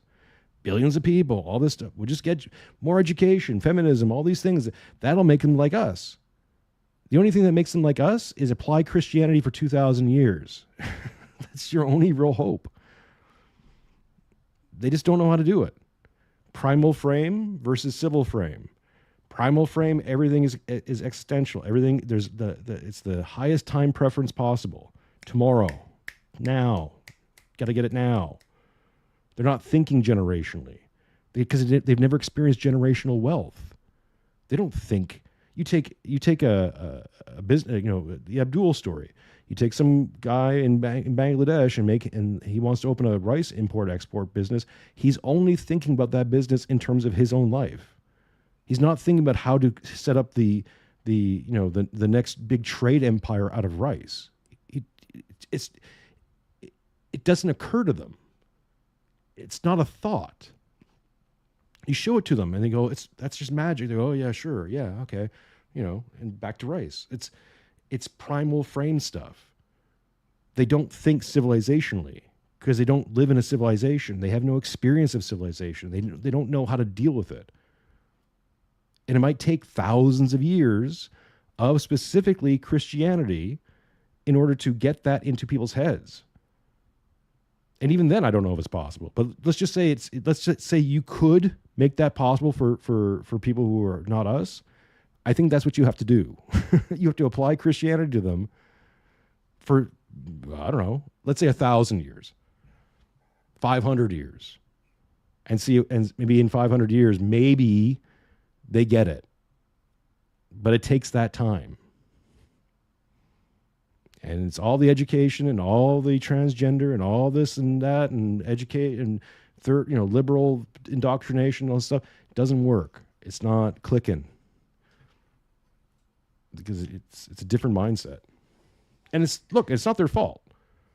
I know this sounds, whenever I say this, the racism's partly true. But what it really comes down to is like, you can't shame them for not understanding something intrinsic. Like it'd be like throwing me into the Congo. You can't shame them for being what they are. Right. You throw me in the Congo, I'm screwed. Like you throw me out in the freaking desert here in Australia, I'm screwed. I don't think that way. I don't know what to do. Call somebody. Oh, cell phone don't work. Oh, I'm dead.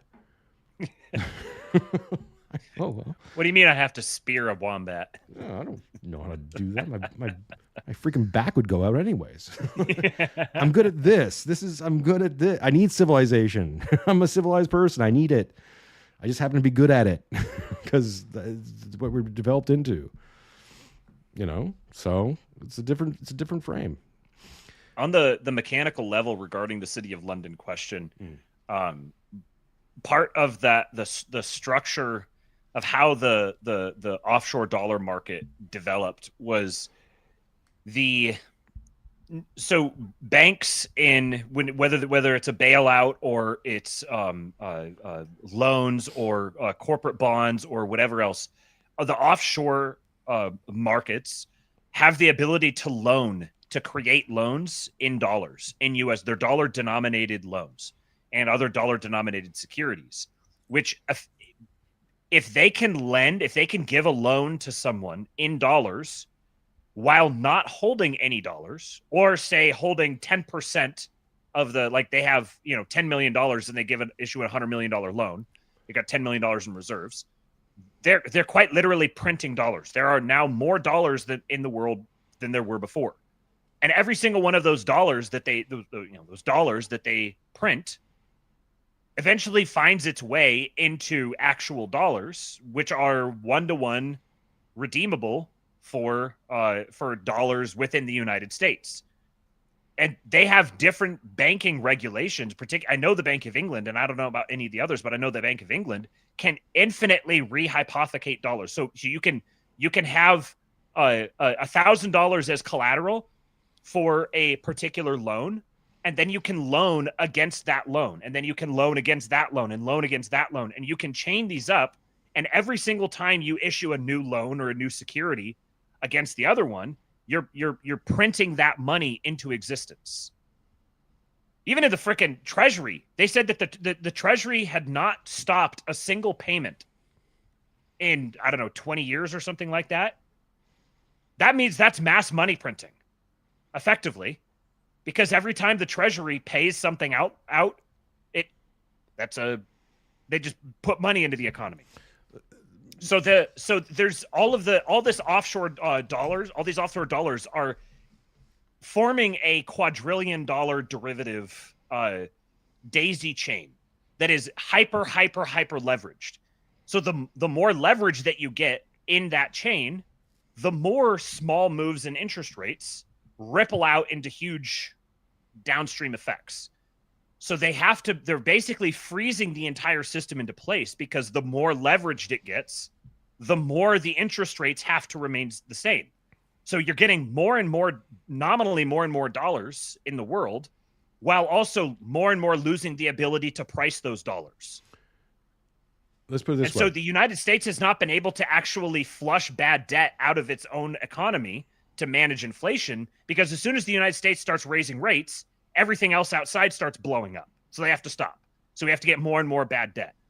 Jerome Powell changed that when he suddenly went higher for longer and pinned rates up at 5.5 or whatever they were for a long time. That was draining the world of euro dollars. That's why we're getting the liquidity crunch we are now, because there aren't enough dollars offshore.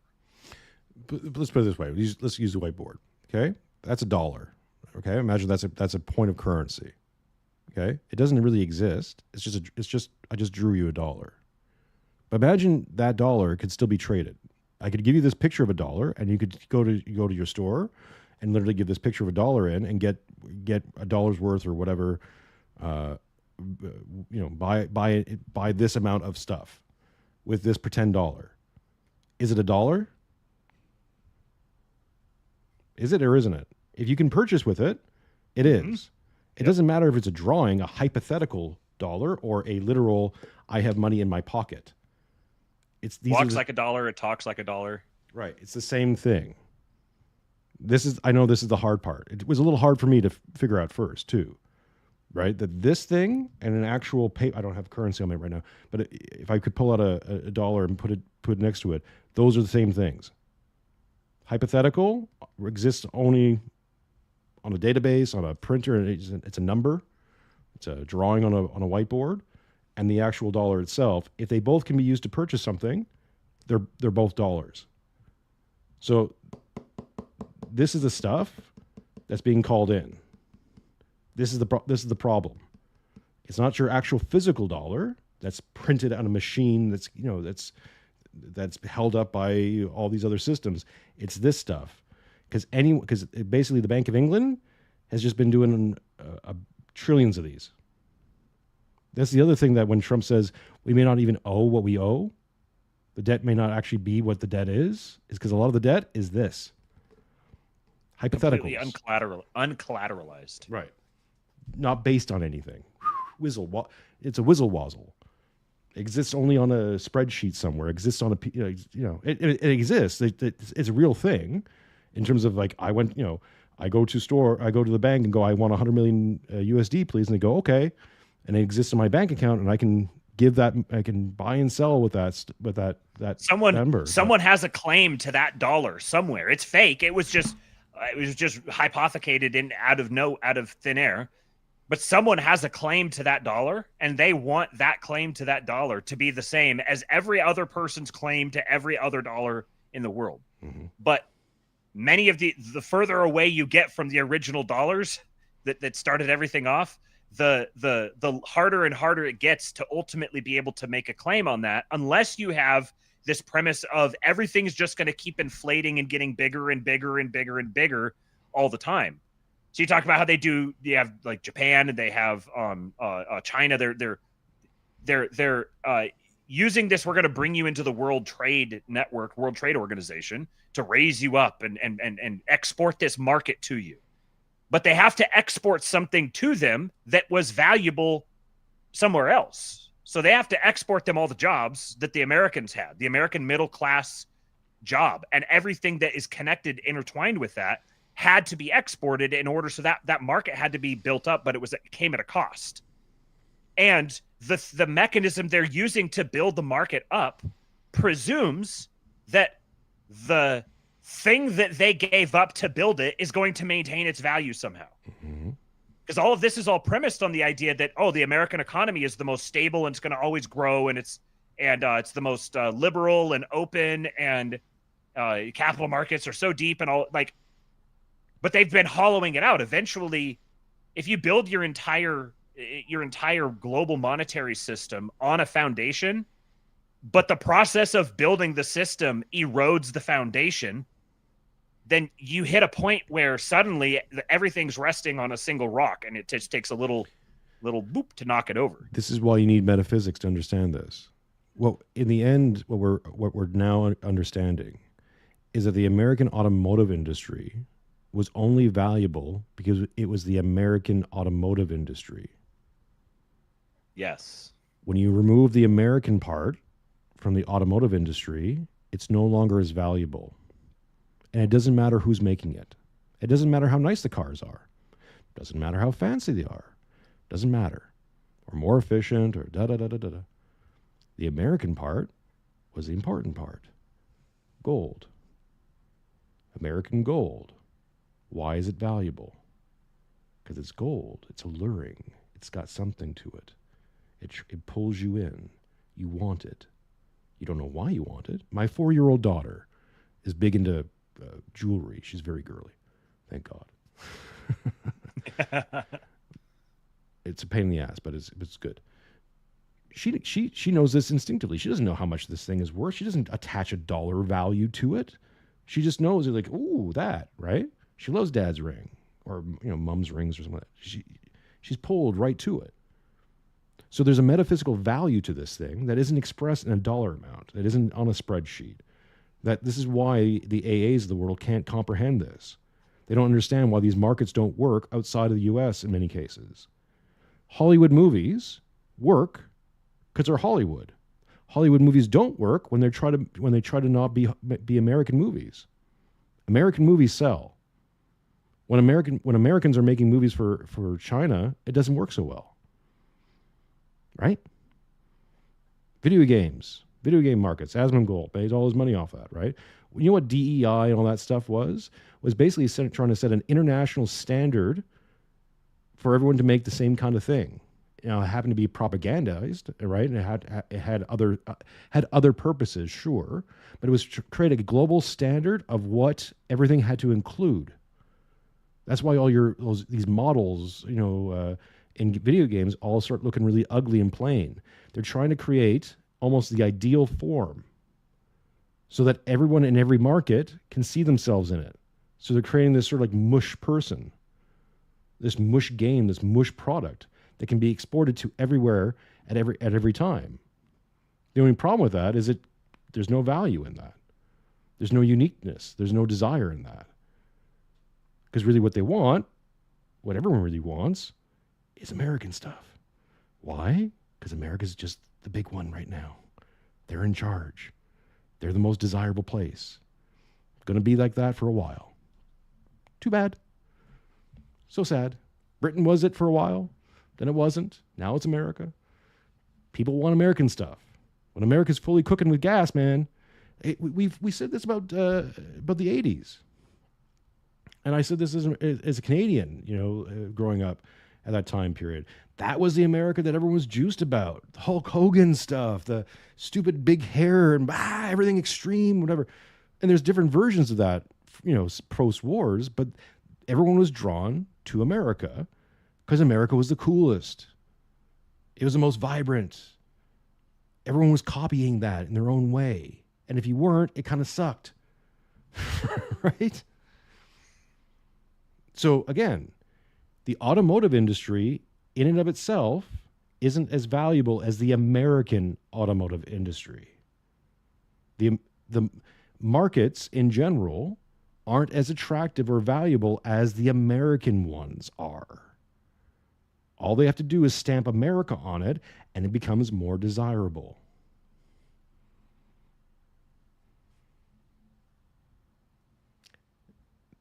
That's the metaphysic.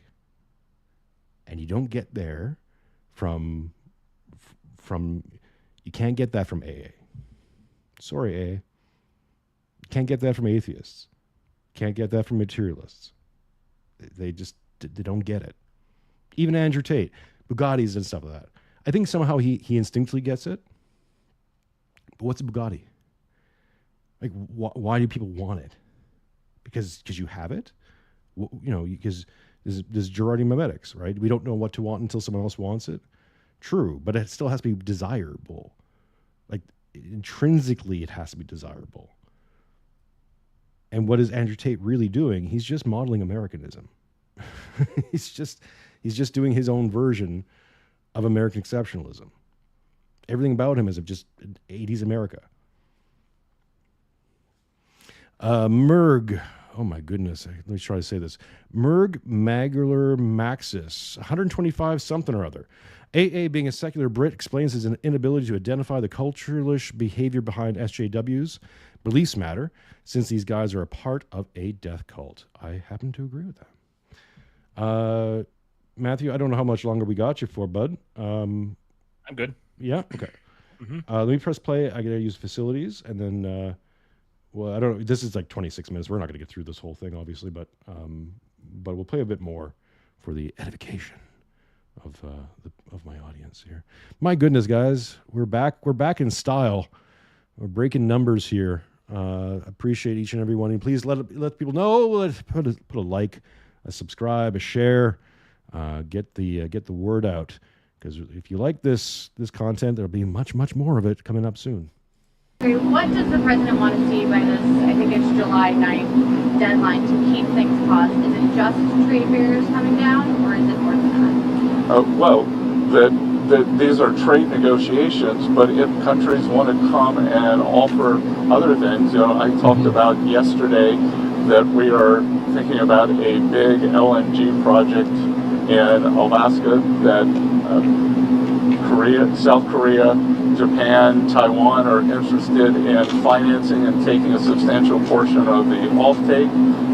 But again, in essence, that is trade, because it will decrease the trade deficit that we have with those countries. So everything's on the table. Mr. President. Yeah, I feel like, am I crazy that, like, after, and this is not really a good thing, but the way that Trump does negotiations, it really seems, is like the way that they do in movies, where it's like, if you do this or we're going to kill your family, or you do this or we're going to bomb this country or bomb something, right? It's basically like he has, like, what he does is he pretty much goes and he is as extreme and brutal as possible, and it scares people. It's a mafia tactic, and I bet he did this in real estate. I bet he's done this with other people, and yeah, it's a power dynamic. It is, and the thing is that it's intimidating people. It is, and the thing is that it works. It does work. That's why the people that did it back in the days, everybody still knows their name. It's because they were so brutal and so good at doing this that they killed anybody else who went against them. That's it. My man. That's my man right there. Zachary, we got to talk, my friend. I feel like if Zach and I could be friends. Vindication.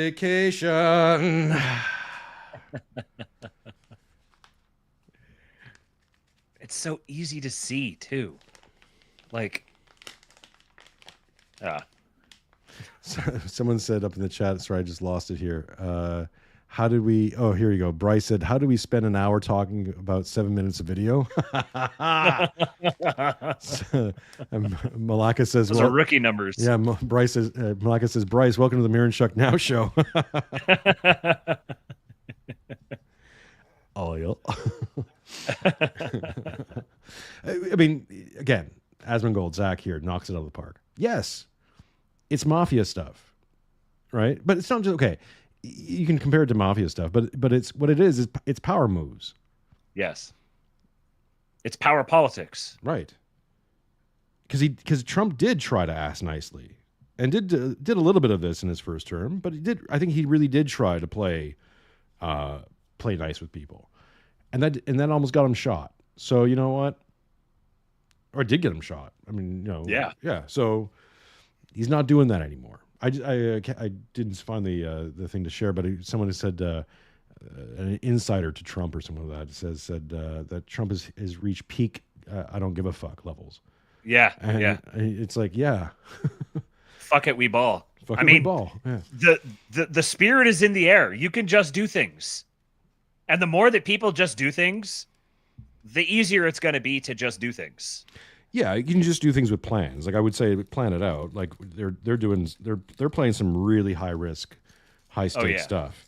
But some of this stuff you also can't plan out. All you can do is you can have multiple different plans, but some of it, like, I think one of the times when people look at the power politics thing, sometimes they get into Saturday morning cartoon brain, and they think of these things as like everyone has a plan, meaning they sat down and they said, we're going to do this step and then this step and then this step and then this step and then this step. And we're just running down the chart. There's just a spreadsheet here. We just go from this thing to, but some of the stuff you have to adapt around in real time because you don't know how people are going to react. Right. You can model it and you can have a good sense of how they're going to react, but every once in a while, somebody may throw you for a loop and you need to be prepared to judo move that loop when it does get thrown.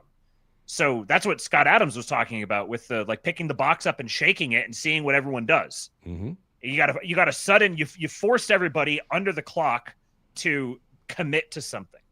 They had to commit and they had to say it with their chest. So they had to reveal where they were coming from. So not communicating very clearly is actually a strategic benefit here, because you get an opportunity to see for people to reveal their cards, reveal the cards that they're playing with based on what they do or don't do. And then you can react accordingly. Yeah, I mean, I have been guilty of using similar tactics. It can backfire? Yeah, I know. He did it with Vince McMahon in WWE. Someone said here, let me see here. I think I've lost it, but someone said that Zach's kind of perfected a lot of these styles from World of Warcraft, you know, working with guilds and talking with people. It's like, yeah. He again, Zach comes from nothing. This is the house he grew up in. Like it's a ramshackle thing, and he's a multimillionaire, and he's just whatever, right? He's done entire streams talking about this, where he's like, I'm just comfortable doing it like this. Like this is how I roll, and if I wouldn't, I'd feel uncomfortable otherwise. So he lives in the slop. Yeah, he's been molded in it. In the mold. Love you, Zach. Me? Well, just look at the TikTok deal, mafia tactics as well. Yeah, I think the TikTok deal is a great example of that, where he basically says, we're going to ban this unless you allow it here. And its value is only derived on it being allowed here. So we're pretty much holding your company hostage until you give us your company. That's basically what he's saying. Or sell it off so we can control it. That's it. And like you can say that it will backfire. Okay. All right, we'll see what happens. It's dumb not to leverage America's global power in negotiations. Yeah. 6 bankruptcies. You understand that actually helps my argument, right? A lot of people declare bankruptcy as a financial get-out-of-jail-free card to an extent with businesses. They do it to leverage debts in different ways. They do it to remove certain levels of accountability.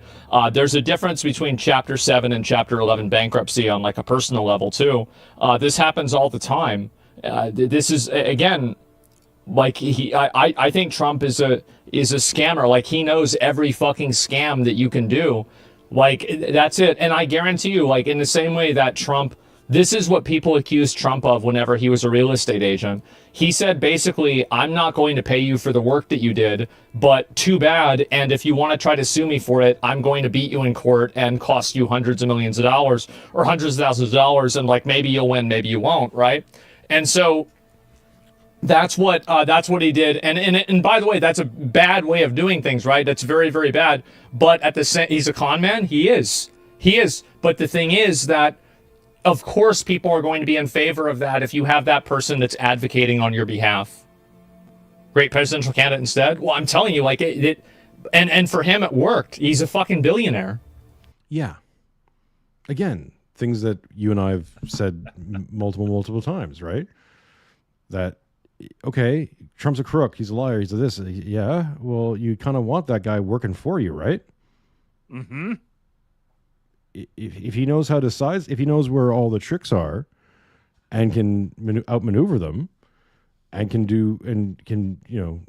turn that magic back on the bad people, okay, what did you want?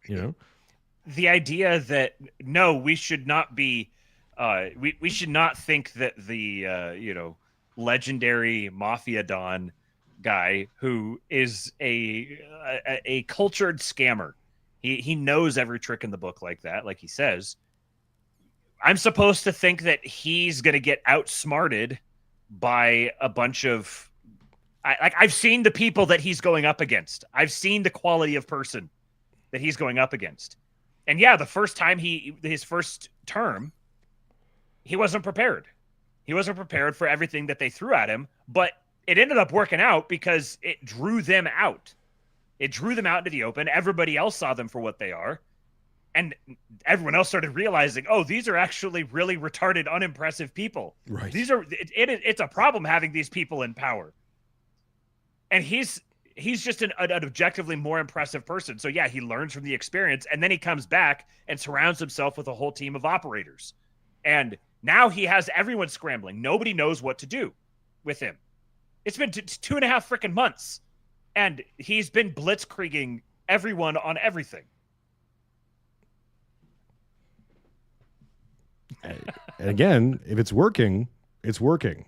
Oh, I don't like it. Oh, well, this is not Baskin Robbins, motherfucker. Yeah, right. Oh, I don't like it. I wish you had more decorum. I wish you. Shame. What are you, British? What are you, British, who compared your own prime minister to a head of lettuce? As clarification on the pause, what happened to those countries who just had 10% baseline tariffs, like Brazil and others? Are they still going to have this 90-day pause? Because you were saying that there will be a tariff of 10% for others. So what happened to those who just had a 10%? Yeah, that's going to remain. And do you call this an embargo to China? Pardon? You call this an embargo to China, a trade embargo? Well... Hang on, let me just put a CC's on this. I'm not sure what you mean by the word embargo. 125% tariffs, like on those, and then it impose 84%. Is it is an embargo? Well, it's not. It's China's decision that we have the deficit with them. They sell us almost 5 times what we sell them. So again, I think it's an own goal by China. Mr. Secretary, with this, does this signal that you're confident that you're going to be able to strike a satisfactory deal with all these 75 nations that approach you? It signals that President Trump cares about. Yeah, I mean, yes, they can reach a satisfactory deal with 75 countries really easily if the objective isn't just to sign individual deals with every 75 countries. It could just be like, stand down, get ready. There's a deal. Yeah. Here's the deal. It also is like, here's the deal, take it or leave it. Yeah. So you're signing 75 countries to the same deal. Obviously, it's not that simple, but you know. Yeah, I mean, basically, it comes down to like, stop printing USD like idiots, you assholes. Like, stop. Yeah, and here's the plan. Here's what we're going to do. Right. And you can be prepared, and you can cooperate with us on this, or not. Or not. Yeah. It's a lot to do. And that we want to negotiate in good faith. And as I said, each one of these is going to be a separate, bespoke negotiation. So we are confident that having seen the other side of where this could go, and it was like I said last week, the market didn't understand. Those were maximum levels. The countries can think about those levels as they come to us to bring down their tariffs, their non-tariff trade barriers. We're going to discuss currency manipulation, subsidy of labor, and people have criticized China for manipulating the currency forever. Like, I remember hearing about this 15, 20 years ago. Industry. Ryan Isaac says, "Oh my God, Bissent has the mannerisms of Will Ferrell's Harry Carey impersonation. Once you see it, you can't unsee it." That's cool. Yeah. That's true. Malaka says, "Goatfather, please give me the strength to defeat the wolves. I will give you the strength." Through my prayers for you, Malaka. Secretary, thank you. Will the clause also apply to the sectoral tariffs that the president has announced, pharma, lumber? Maybe we can skip through this a little bit to get past Bissent, because I feel like we've done all this. Let's skip here. Let's see what he says further down. Secretary Lustnick, the entire trade team who will be focusing on negotiating. What minute are you at? Sorry, I skipped to 2032. 2032. Okay, I'm ready. Negotiating these good deals to put the American workers first, and we're going to get to work to do that. Thank you. What about the EU? What about the EU? They retaliated this morning. What about the EU? What about the EU? What about the EU? What about them? Whatever. What about them? Here we go. And why should I care? What? EU? We're one super chat away from hitting the goal.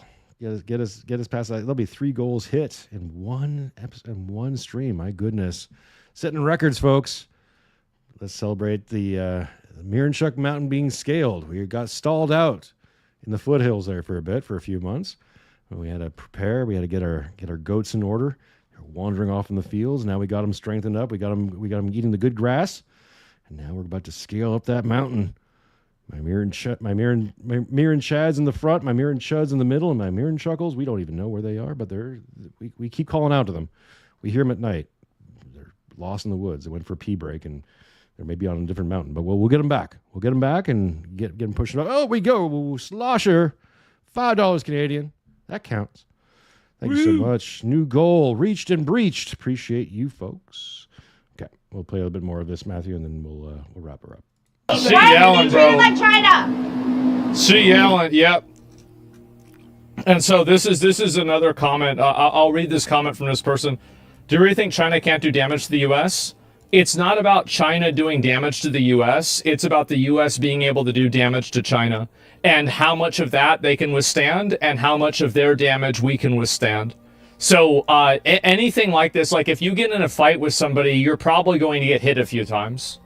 Like that's the way it happens. I mean, this isn't like fucking Devil May Cry where you just fucking flawless everything, and you never take any hits. Like that's not what happens. It's not a Bruce Lee fight. Of course that's what's gonna happen. Remember the Wolf Amendment? No, I'm not sure even what you're talking about. And then they'll fight back and kill the other guy. I think that Trump would not hesitate to do anything that would be beneficial for the U.S. I think that's really it. And again, we're comparing China sitting in a waiting pool effectively of markets versus America who's standing in the Pacific Ocean. Like you can't compare the depths of these two markets. You just can't. And as Matthews pointed out, it's like even if America has to go through 5-10 years of absolute suck to rebuild industry, they can do that. And once they do, then they really don't need anybody else in the world. They could just buy and sell in their own internal market, just like China technically could do, but they're not set up for it right now. But they could do that, and I think that's kind of why America and China are actually working together, and not at opposing odds.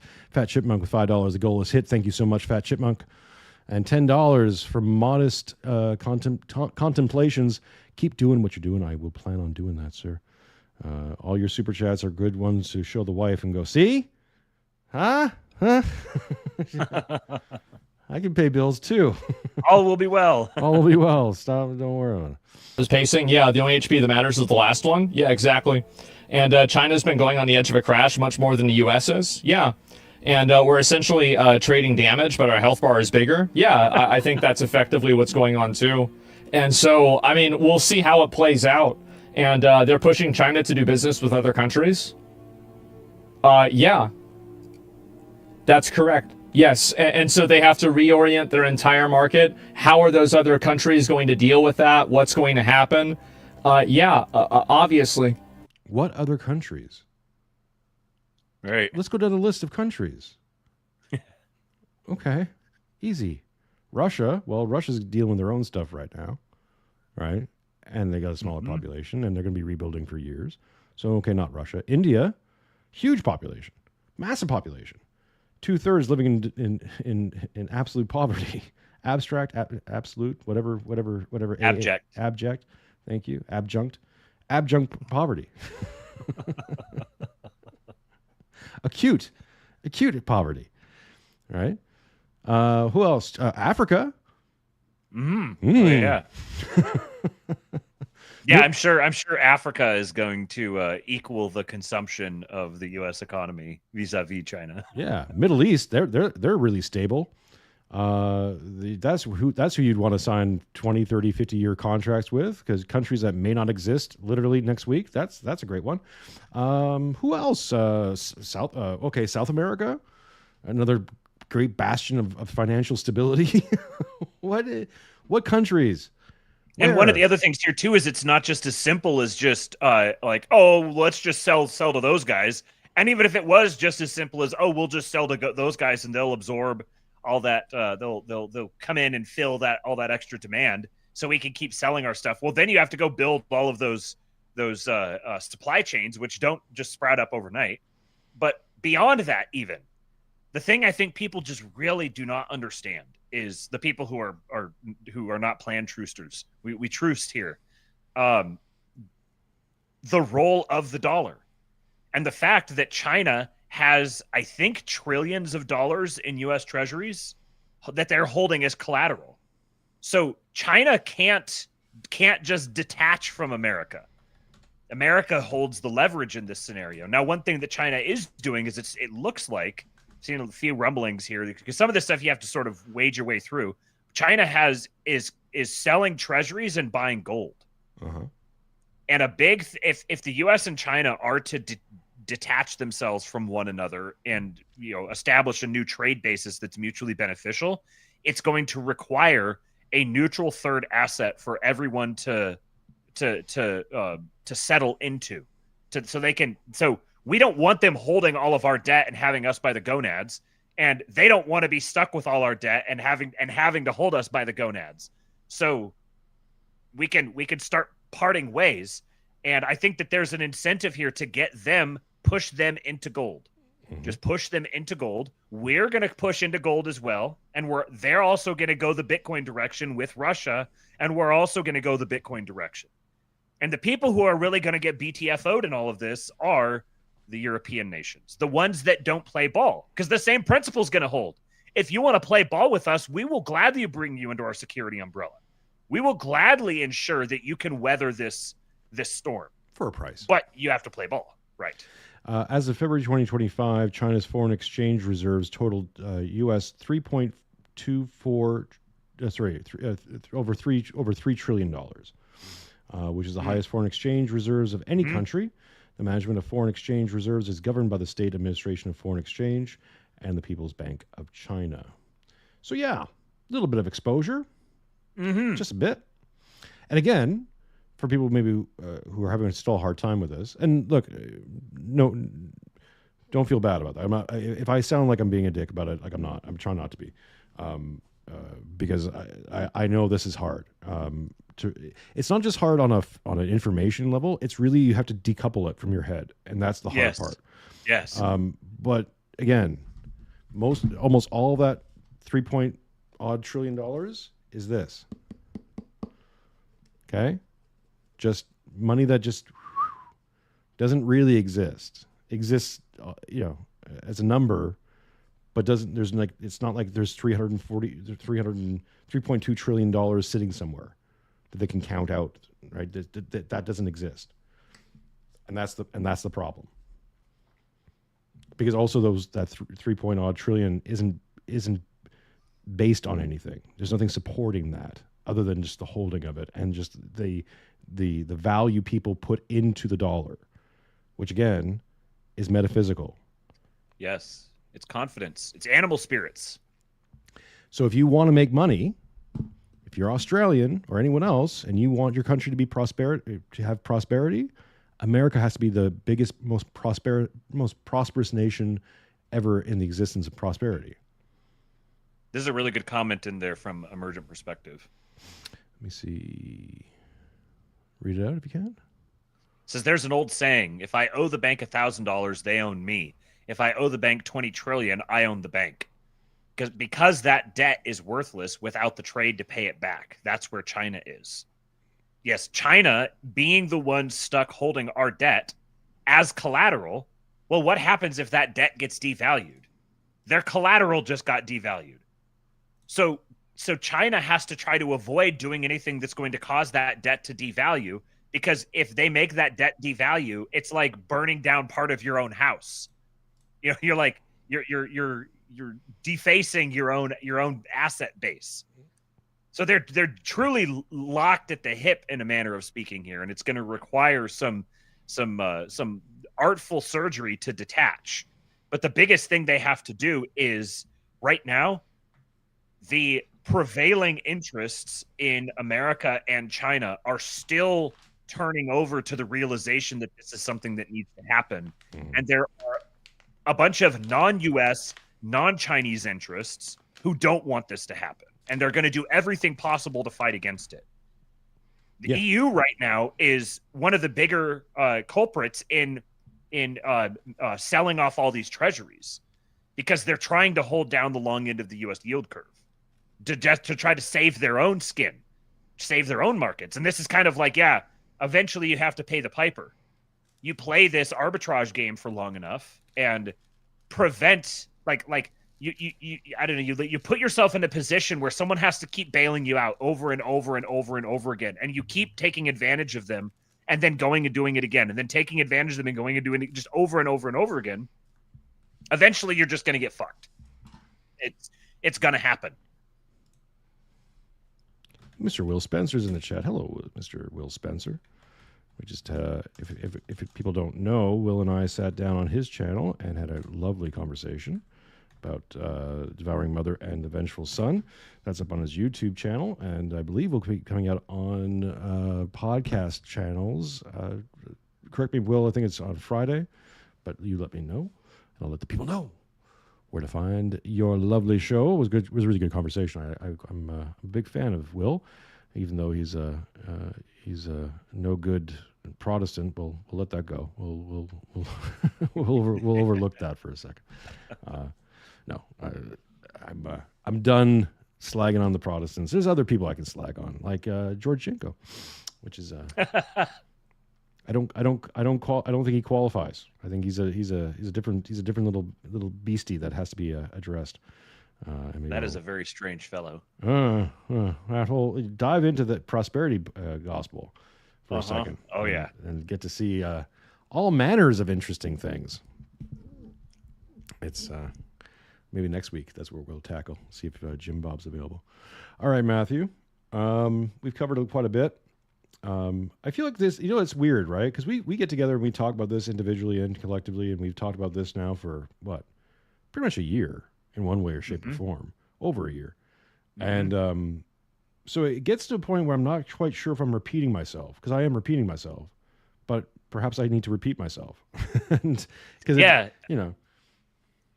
times I can't tell to what extent, like I have my baked in assumptions of how I'm reading everything. And I sort of assume, since I've been talking about all this stuff for so long, and I've been in the circles of all these people talking about this stuff, and I'm listening to all the people talking about this stuff, I start to just kind of assume everyone sees it the same way. And then occasionally I'll just be listening to someone, or I'll see someone make a post or something like that. And I'm like, what in the hell? How? Okay. I need to repeat myself. Yeah. We're back to the whiteboard. It's like, where did I lose you? What about this is confusing? What is, I feel this is about as basic as I can get it. You need to use actual crayons. That'll ruin your whiteboard. There's your thumbnail. Jim Bob graphic for it. Yeah. And like I said, I know it's hard. The hardest part is decoupling it from your head. And you have to either be ready for that or not. You have to be ready to go, okay, everything that I thought how this works is wrong. That's not how it works. Maybe parts of it work like that, but that's not the entirety of it. I've been fed a bunch of lies by some very evil people, and there was definitely a plan, because they've been telling us about that plan, and that plan has been derailed. Now, we can freely speculate of the quality and the character of the people who enacting the new plan, and maybe the new plan is going to eventually be as bad, if not worse, than the old plan. I don't know, right? There are some things I don't know, but here's the thing: is that the old plan, I can definitely tell you, was demonic. That was bring the entire world population down to about 500 million people, so they could basically regulate the entire world into a global communist kind of system. And I say communist, but whatever, right? A complete controlled economy, controlled in every way. They were going to control every aspect of your life. From sun up to sundown. That was the plan. And I know that because I bothered reading Klaus Schwab's literature. Read it twice. It's all there. All of it. And that was it. Build Back Better was the collapse because this bond market collapse, people knew about this for years, for decades they knew about it. And this is where it really gets evil, is they were comfortable with letting it happen. Yes. Because it was the catalyst to bring in the system that they wanted. But what they needed it to happen to everyone, everywhere, all at once. Mm-hmm. So everything has to be centralized. Everything has to be intertwined to ensure that, all right, we're all going to do this together now. We all go in. Because if anybody didn't go in on it, if anybody pulled back at the last second, that person would have an edge on everyone else. And not just so an edge. You have to make sure. And not just an edge, like everything. An existential edge. Right. Yeah, like comprehensive. And so they needed to get to the point where they could crash all of it. At the point where it really clicked for me was when I realized what carbon credits meant. Mm-hmm. That this was like, we are going to monetize forests. We are going to have a forest-backed currency. And I was like, what the? Okay, I that for whatever reason, that just, I was like, oh, it's just a climate credits or climate whatever, carbon stuff, blah, blah, blah. Tom Luongo says the carbon they want to tax is you. Ultimately. Yeah. Well, because then once you realize, oh, wait a second, we need to have carbon credit. We need to have forests. This is why all the billionaires are buying up all the forests. We need to have the forests to back our currency so that we can issue carbon credits. And this becomes a lever that we can just dial up and back and down, as much as we want. And that was sort of the moment where everything kind of came into clear view, when there's a legit system being proposed and they're describing it in detail. And I just imagine if I was the CEO and chairman of a major American bank, I would be like, utterly motherfuck these people. I want nothing to do with them. Well, yeah. I mean, everything makes sense after that. And just to provide a little bit of counterbalance, and the new system now is going to be, especially with Bitcoin, is going to be monetizing energy and data. Mm-hmm. And once they start doing that, well, where does the data come from? It comes from you, me, us. Yep. Right? We are the data. We generate the data. Mm-hmm. So yeah, there is still a system of the beast that is very very likely to happen in our lifetime or our children's lifetime or whatever lifetime in the future. So something to keep aware of and pass that knowledge down and keep that front and present. Because even if let's be super generous, and everyone in the new system that's enacting this new system is an angel from God, right? Just with the best intentions and really love humanity and want to see everyone thrive and all the great things. That doesn't mean their immediate descendants will have the same feelings. And also, as Tom Luongo has said, evil doesn't sleep; it waits. So even if City of London, crew, whatever group you want to call them, even if that evil is put away for a bit, we defeat the dragon, or the dragon is defeated for us, and we get to benefit from it. That doesn't mean the dragon goes away forever. It comes back. So something to pass down is an awareness that evil doesn't sleep; it waits. And the corrupting elements of man and desires and all that stuff will come back in. So in effect, maybe we're building a better mousetrap for future generations. But as Christians, we know how this ends. Mm-hmm. So, and besides the point, it's nothing we can do to stop it. Right. I don't know about you. And it's also, everyone has, this is kind of a feature of Fukuyama brain, that everyone has the I live in the end times brain. These are kind of two sides of the same coin, where we assume, oh, well, this is the big one now. Here's the big one. And they also have the impression that the big one looks like jackboots being sent after you to hunt you down. But that's not the real danger. Everyone recognizes that as evil and like, oh, we don't want that. People recoil away from that. That sort of thing isn't sustainable. The most dangerous thing is the one that's incredibly alluring. The one that's very, it tempts you. You buy in consciously because you think you're getting something out of it. Now, Cyprian used to say, you can't con an honest man. And there's a measure of truth to that, which is that in order to actually con something, you have to put that person in a position where they think they are getting something for nothing, or they're getting more for less. So it's that little edge of greed that, I want that. Oh, yeah. Oh, there's something that's good. That's kind of harmless. Let me just get that right there. And we've lived for so long in this age of the smothering mother where you just feel hemmed in on all sides. Everything is getting really tense and weighed down, and everyone just feels like I can't go anywhere. Everyone's getting claustrophobic. There's too many people around me. Everyone's super suspicious of everyone, and everything's closing in. We're moving into an age where that's going to flip, and it's going to happen very quickly and very subtly. And the new meta is going to be everything is expanding really rapidly. So there's a lot more chaos and collisions and explosions, and that's what's going to define the sort of temptations and the sort of dangers that lie ahead of us. It's going to be a completely different profile of demon that is coming after our minds and hearts than the ones that we've become accustomed to. So you build up defenses to that sort of demon, and you start looking everywhere for that sort of demon. Oh, I'm going to find the longhouse. The longhouse isn't coming for you anymore. It's going to make you think it's coming for you, and for some people, it's going to come for them. But when everyone's trying to defend themselves from the longhouse, that's when they're going to get hit by the vengeful sun.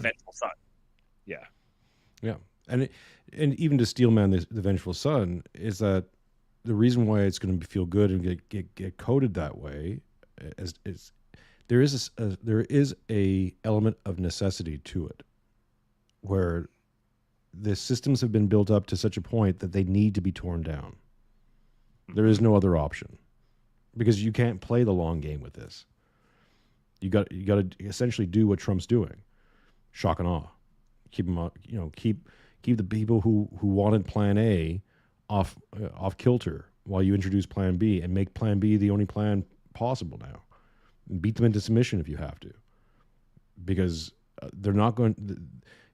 Keir Starmer can come out and say it's the end of globalism, very kind of end of history kind of moment, and everyone go, ooh, right?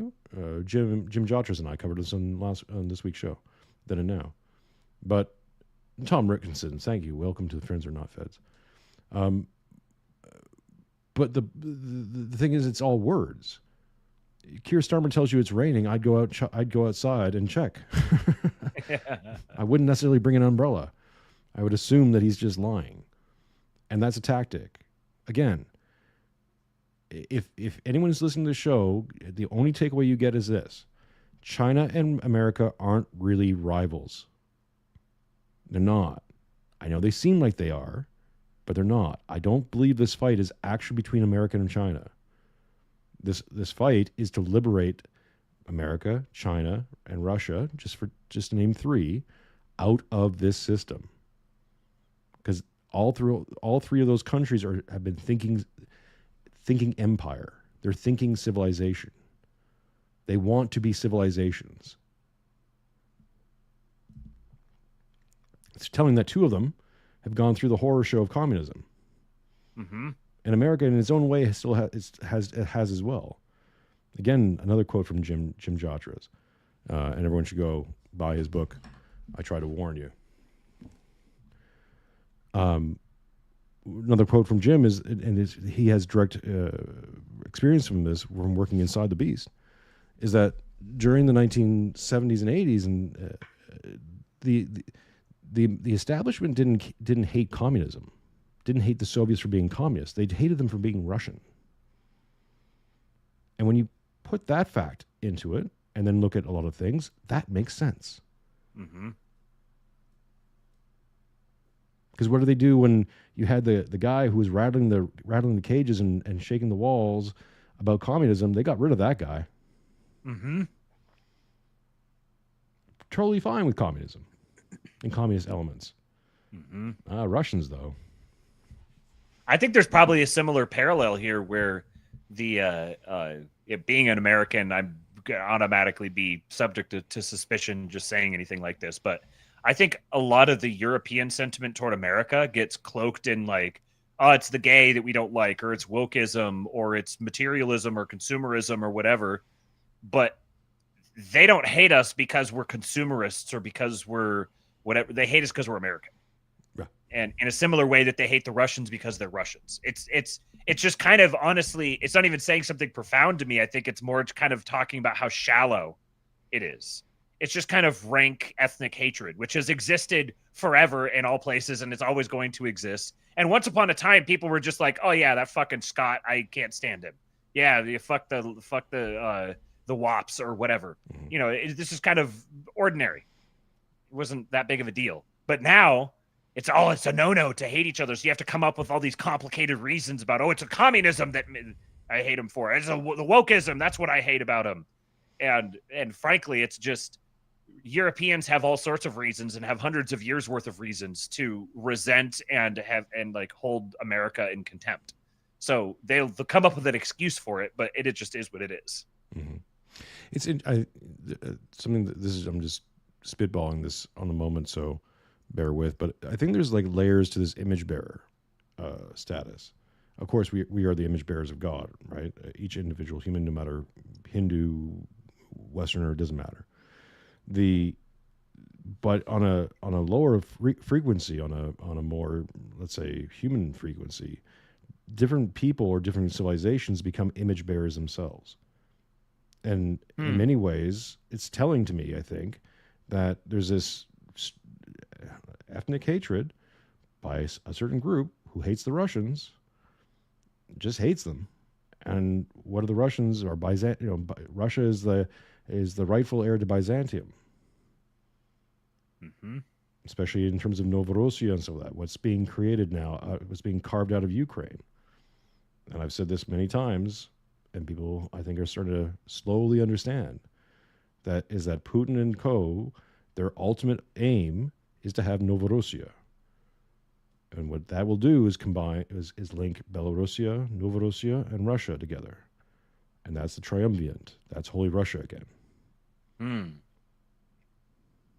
As a stalwart to the Greater Israel Project. Mm-hmm. That's why they hate him. It's an image bearer of a Christian kingdom. And in many ways, I think America can be that as well. Mm-hmm.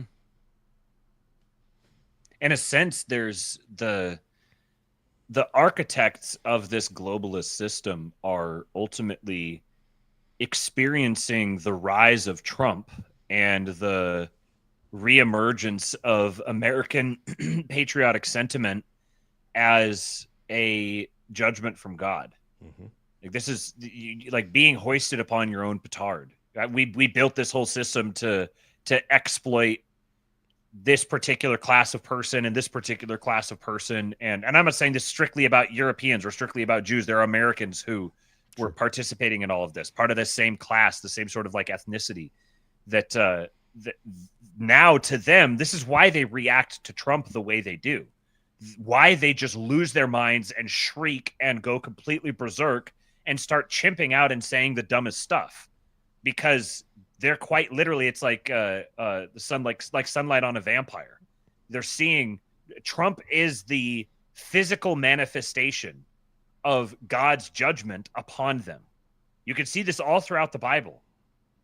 God's people would in the age of the judges that there was no king and every man did what was right in his own eyes. And what happened over and over and over again, whether it was the Assyrians or the Philistines or the Persians or the Romans, some people was raised up and brought against them and enslaved them, and they experienced God's judgment as the natural consequences of them doing their bullshit.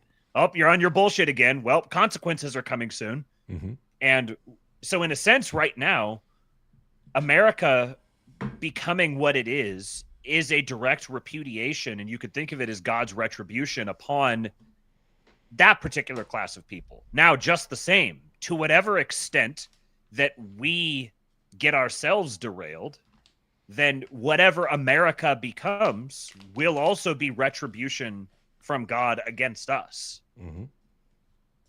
So it's not that, oh, America's going to be great and we're going to all live happily ever after. There's going to be a new regime. There's going to be good stuff about it. There's going to be bad stuff about it. And after that, there's going to be another new regime probably. And you can expect this to continue. It's a fool's errand to fixate on a particular date or a particular time frame and say, oh, this is when it all ends, because it's all ending all the time. We live in the end times, which means we live in the time where everything is ending. And it's been ending for 2,000 years. Yeah. It could keep ending for who knows how long. So you need to have yourself in the mind that I live in the time when everything is ending. So I need to posture myself through humility and submission to duty as if I'm living in the time when everything ends. You know, one of the most powerful things I think you've ever said. There's been many, so it's a good list to go through. But is that this isn't the end of the American empire; it's the start of it. And I think that's becoming more and more apparent to people, or will becoming more and more apparent. And that quote, that saying, is what propelled me to do Tales of the Shadow Empire and stuff like that. Is that plug that in and go, okay, well, if America's not running the American empire, whatever, TM, who is? And if we are experiencing the end of an empire, a civilization, or whatever, well, which one is it? And it doesn't seem to be America, because because I keep looking at all this data. I'm like, it doesn't seem like America is the one who's going to die here. So whose is it? It's the remnants, right? It's the remnants of the British Empire. That we all accepted that after World War II, just some magic stuff happened, and Britain just transferred everything over to America, and America's been running the thing. Except that Britain still exists, the Commonwealth still exists, all the other things still exist. If that's true, then why didn't Canada just become a subsidiary of America? I mean, officially, Queen's still on the currency and stuff, so that's weird, isn't it? And what a convenient thing to hide behind. What? Us? No, our empire's dead and gone. Sorry, guys, no more empire here. It may have all the same. It may be literally based on the same legal code, the same common law principles. It may have to. It may be all about global trade and shipping networks and like military power that protects those long established, decades and centuries old shipping networks. Like that may be the case, but it's not the British Empire anymore. Okay. Yeah. And again, that's another one too, where I don't want to throw shade on anyone because it took me a while to figure it out, but it was just like, but once you see it, you can't unsee it. And then that's all you want. That's all you can see. So just to return back to AA, God bless AA. We'll say a prayer to him. Hopefully, maybe he is just playing to the crowd because he has to. I get it. But I guess the final verdict on this, and I'll throw it back to you for yours there, Matthew, is that he might have to be playing to a crowd. He might have to be, maybe he's doing his thing, whatever that. But if you're basing your worldview or your analysis on his analysis, you prepare to be very wrong. And what I think is dangerous in that is that people are unprepared. And you need to get prepared now. Because I'm telling you, next month, in May, somewhere in May, you're going to start seeing the things crack. Big time. And if you're in Europe, get ready for it. Because I think it's going to get really ugly, real fast. Of course, I'm looking at the extreme situation. Maybe it won't be as bad. Maybe it'll be only half as bad. Maybe people will rally. Maybe there's, life and bon vivant spiritudes and still left in the European bones of the nations. Maybe. I don't see it from here, but I'm not there, so I don't know. And keep saying your prayers for our European brothers and sisters, and for us people who live in Australia too.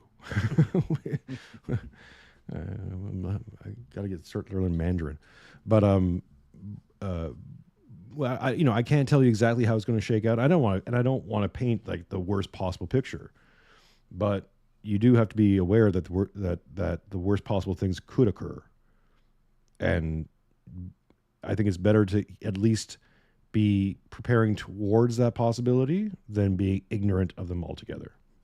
So.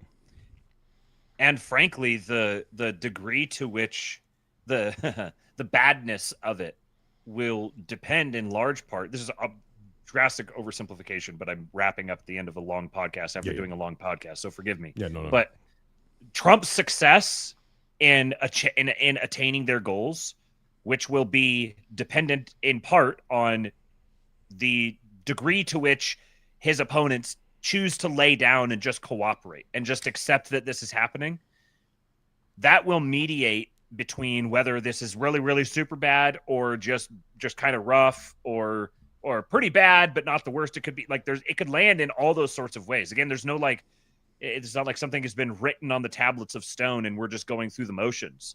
Anything can change in any direction at any time. It depends on the hearts and minds of the people who are making the key decisions. But if you want it to be less explosive, less destructive, less painful, that means you want Trump to be more successful. Because their goal is not to let's create mass strife and chaos and kill as many people as possible. They're actually trying to avoid that. But they do have to really shake things up in order to move this. If you have to try to turn the Titanic away from the iceberg, you gotta get everyone up, and you all gotta run over to one side, and you're gonna tip it over, and you gotta take drastic action. So they're taking drastic action, but their goal isn't like, oh fuck the Euros, let's make sure all the Frenchmen and all the Krauts and all the Limeys all die because we hate them. No, not at all. Not even remotely. That's not even the perspective of, like, I probably have more latent hostility, like ethnic hostility toward Europe than the administration does. And I don't have that much. So a lot of this is really just kind of like guys at a bar fight or whatever who are, they're just kind of yelling at each other and puffing their chests out and whatnot. But if you genuinely want to see less bad things happen, you necessarily want Trump to be more successful. And I mean, by Trump, I mean the Trump administration, everything they're trying to undertake. America. There is going to be a new system, and America is being ported over to a new system, and it's bringing whatever part of the rest of the world wants to come with it. This is undeniable. It is going to happen. Whether it's going to happen fully successfully, whether it's going to take a long time or a short time, whether it's going to be smooth or rough, those things are all up for debate. It's going to happen, though. So, thoughts and prayers for all of us. Yeah. Listen to there. Thank you, ladies and gentlemen. Thank you, Matthew, for coming by. Appreciate you. I'll see you next Thursday, I think, over on your channel.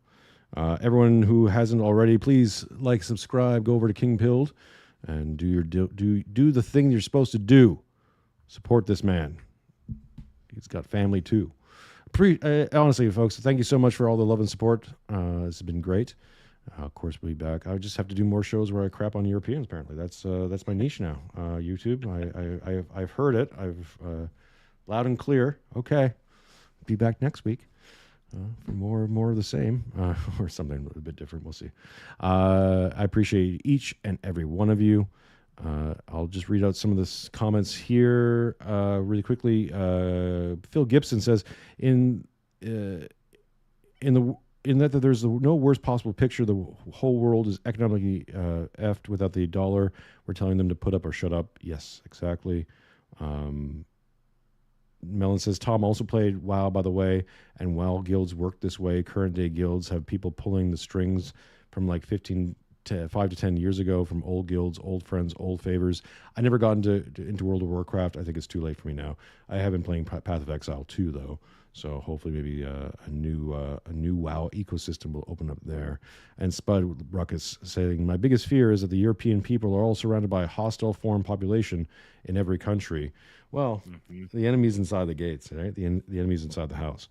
I think that's evidenced by a lot of their policies. So, sometimes you have to go through times. Look, Russia had to go through times of troubles to come out, and they're doing great now. Minus the whole war bit, but like they're back on a civilizational footing. So we can certainly have, I think, more than just prayers and hopes for Europe. I think Europe can get through this. It just might be a little bit of times of trouble. Anyways, ladies and gentlemen, Matthew, thank you so much. We will talk to you again soon. I am